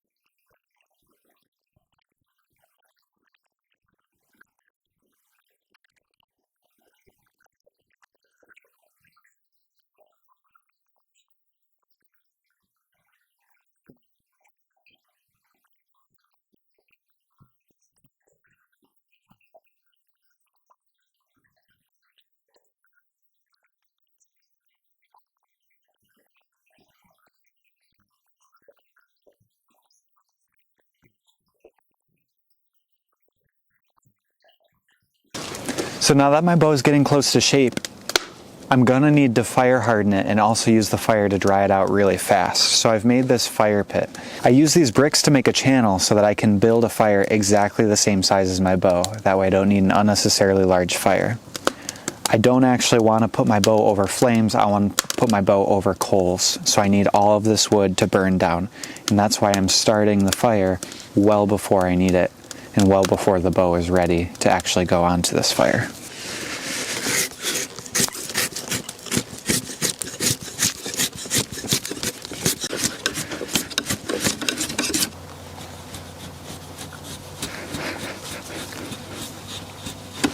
Good job. Good job.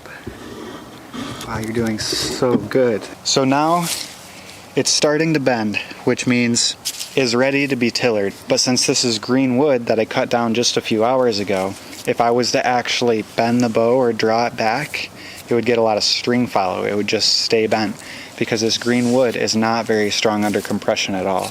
But we can fix that by speed drying it and then actually burning the cells on the belly and kind of crystallizing them. It'll probably take 2 fires, maybe 3.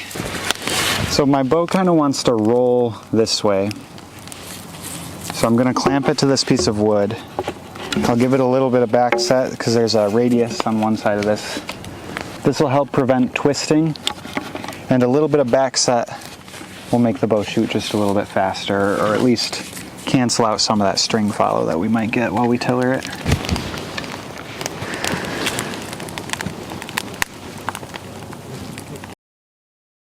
I want to give this a good hour-long burn, and it's so hot that I can't put my fingers in there for more than 2 seconds.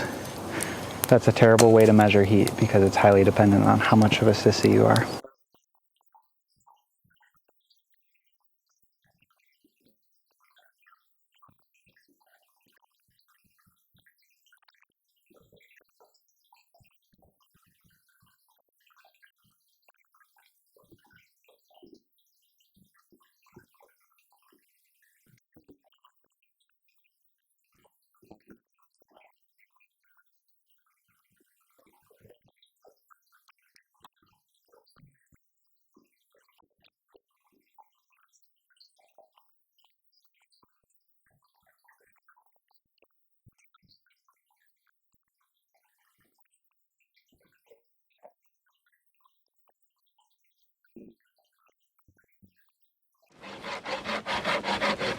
Now that I'm getting closer to the dimensions of my finished bow, I need to be more careful as I'm removing wood.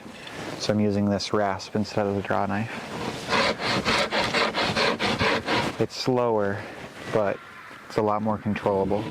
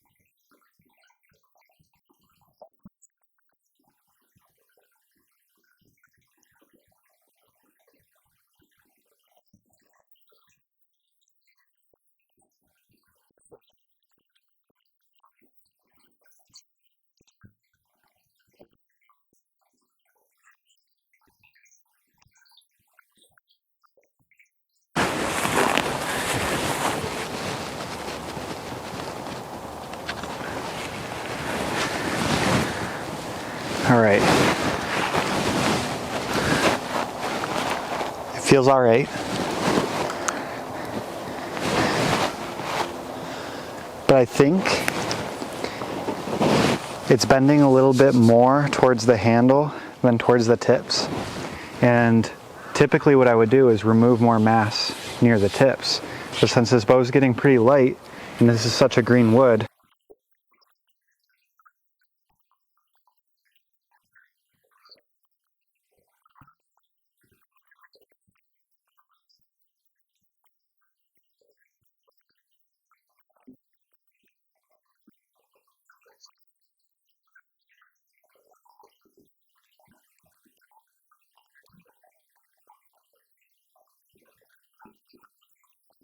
we are back.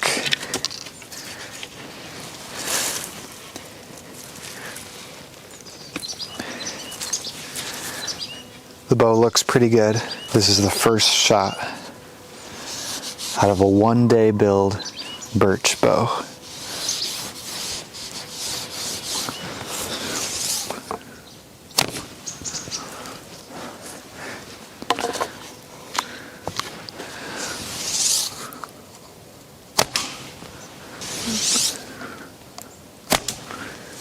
Pretty good group for the first time shooting this bow. It's 6 o'clock. We have an hour until sunset.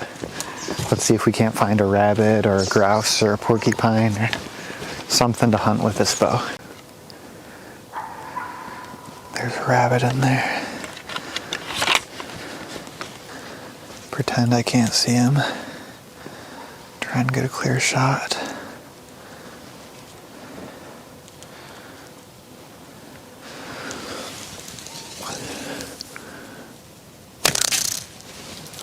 Just under him.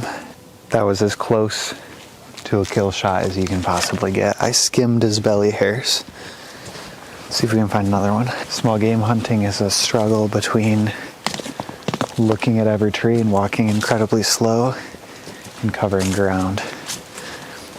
I want to cover ground because then I'll see more places, but I know I'm walking past stuff all the time.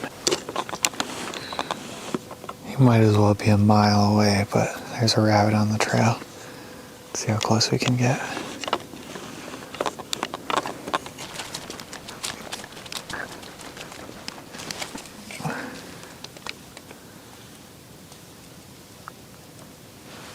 See him right there.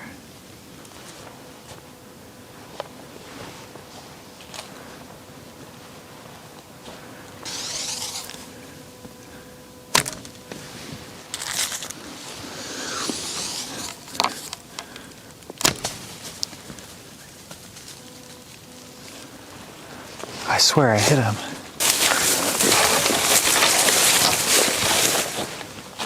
Another close call. I came within an inch of him again. I swear I thought I hit him, but must have just shot just low again.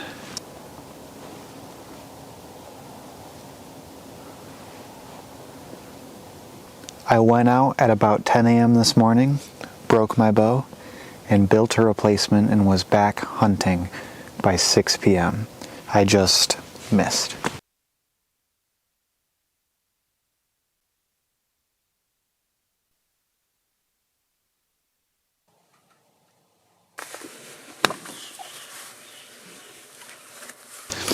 Adigan and Dad versus the world. We're looking for rabbits. Yep. Rabbits and grouse.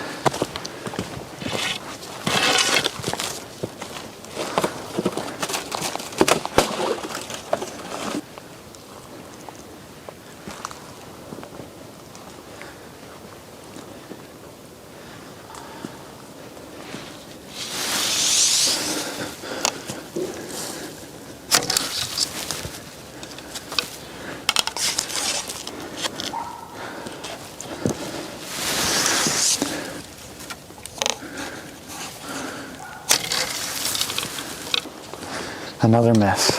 That miss actually cost me an arrow. The rabbit was sitting in really dense moss And my arrow skid underneath the moss, never to be seen again.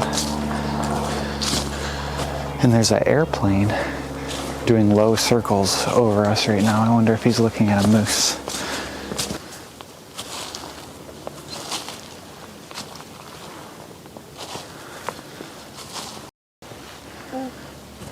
Ah, gosh darn it. I keep lining up for him, and as soon as I stop walking, he knows I can see him. And then he continues. Small game hunting is really tough because you will never see a rabbit before the rabbit sees you. But they think they're invisible. So if you try and convince them that you can't see them by never looking directly at them and zigzagging as you walk closer, sometimes they just hold still until you can get within shooting range.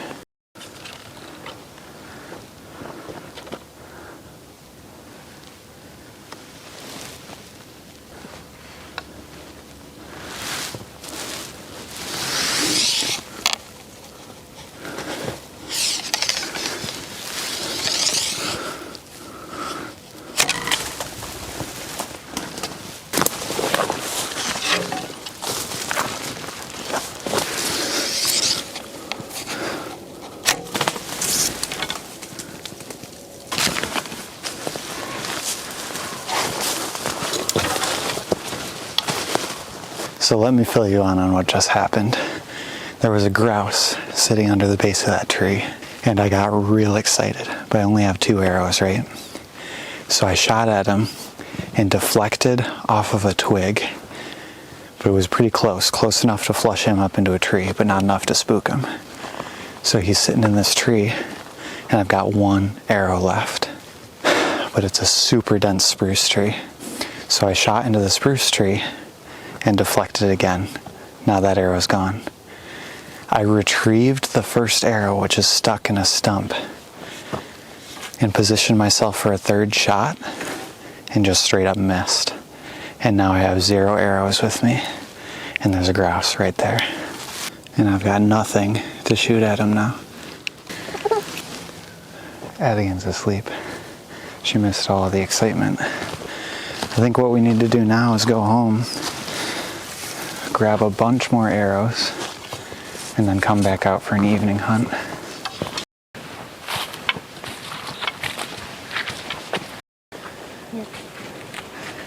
This is the same spot I've seen a rabbit every time I've come. So I'm hoping he's here this evening.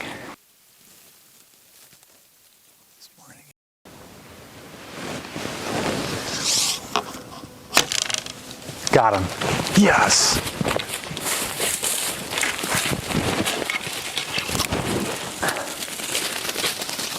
Yes! Let's go!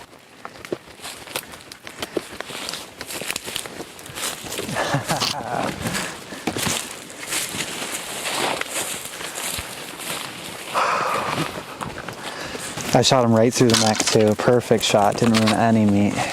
Oh my goodness. That's freaking awesome. A grouse is the best eating thing that you can get out of the woods right now. What a beautiful bird. Check this out. 1 day, 24-hour build to hunt. Oh, we're running in about 29 hours, maybe 30 hours now. That's pretty freaking cool. Record now. Check it out. There's a cow moose and here comes a calf. Get ready. Here he goes. There he goes.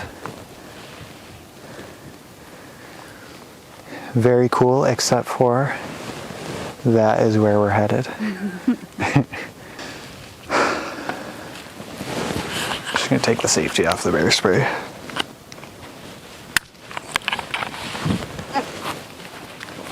Coming through. Coming through, Mama Moose. Come on. Babe. Just walk on this side of me. Here, can I see the camera for a second?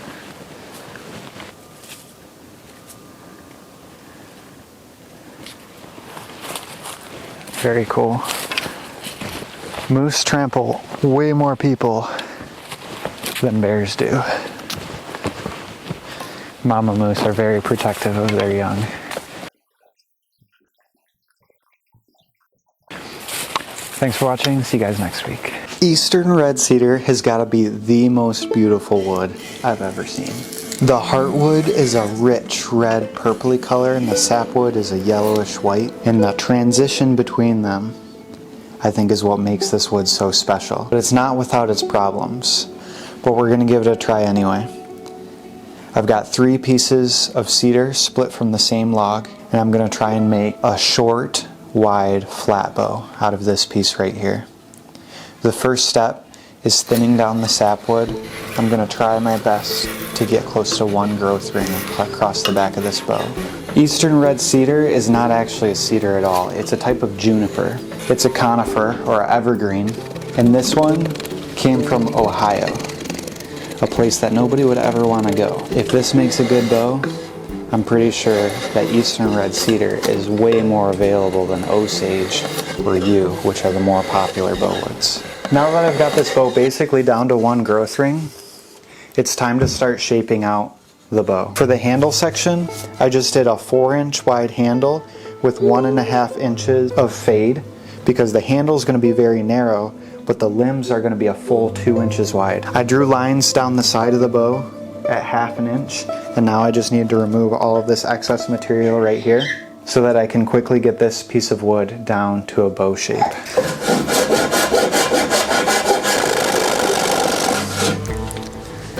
This smells so good.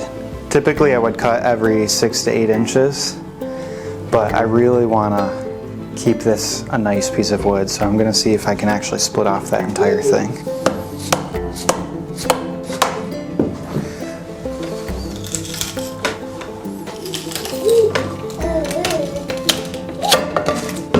Wow, check that out. It's a great splitting wood, but it also revealed that there's quite a few knots inside of this.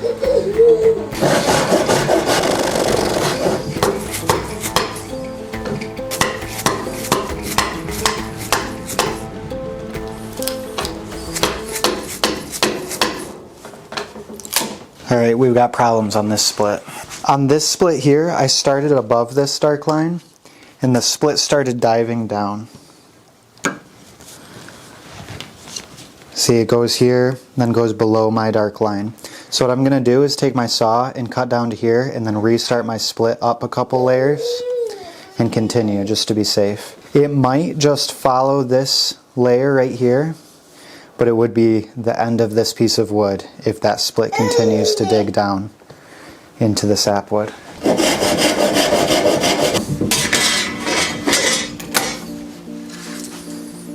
Okay, hopefully that left us enough working wood.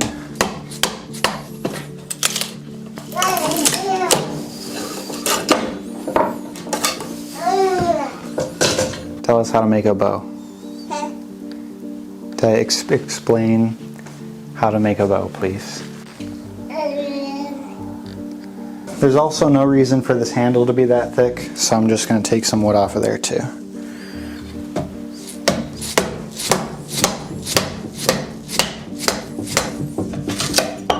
And I'm just going to imagine a radius right there and cut that out with my chisel.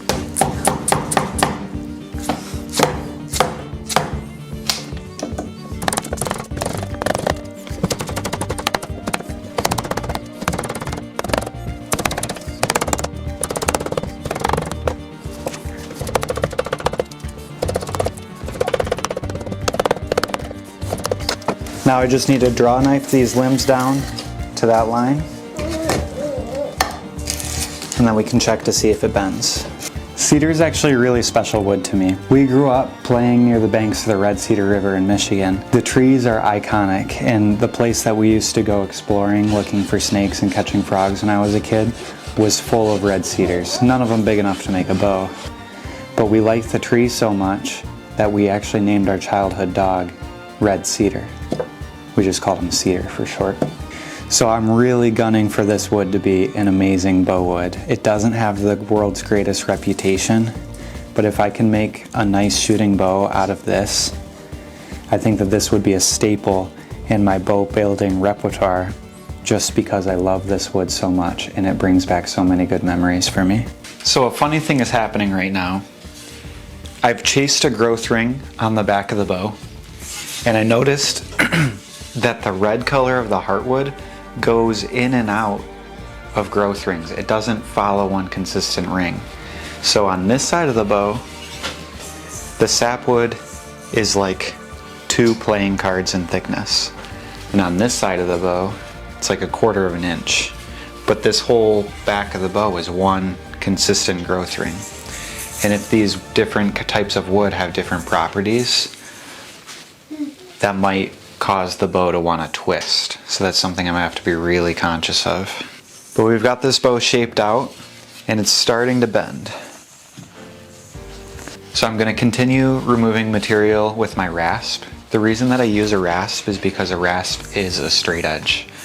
So if I was doing it with a draw knife, I would end up with waves in my finished product, which would cause hinges and stiff spots. But since the rasp is a straight edge, it's really easy to get a consistent thickness down the length of this bow.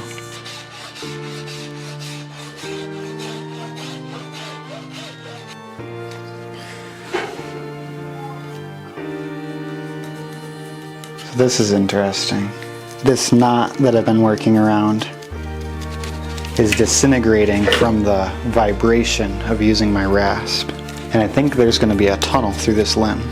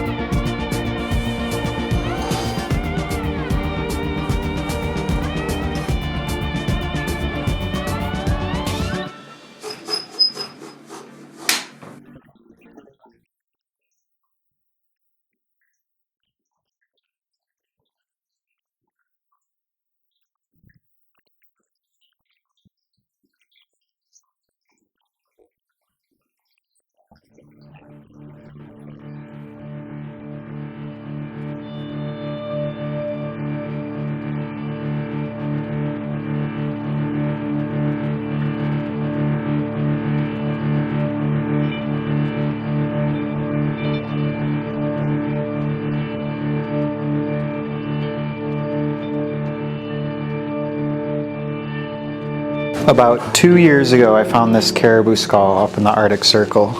And I didn't think that it would ever be useful to me, but this looks like a perfect little arrow rest right there that I'm going to put on this bow. Leave it.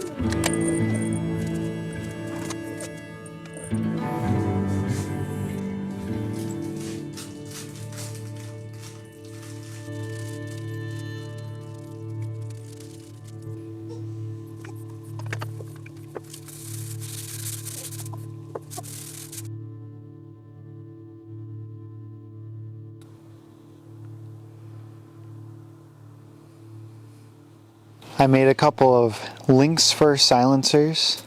I twisted up a bowstring that I thought matched the wood pretty nice. This is brown and red B55. Stitched it with tung oil. This was a custom job for my friend's wife, just in time for Christmas. And I am super pumped with how this bow turned out. I think she's going to absolutely love it. I tillered it down to very light poundage. It's about 20 pounds at 26 inches, which is perfect for small game hunting like rabbits and grouse. This is by far the quietest bow I've ever made. And for as light poundage as it is, because it's short, there's not a lot of mass being thrown forward. I think it's way more efficient than my typical extra long 66-inch bow. Overall, my impression with Eastern Red Cedar is it's totally adequate, great bow wood. The only thing I will say is that it doesn't steam bend well. I wasn't able to get any change in shape when I heated it.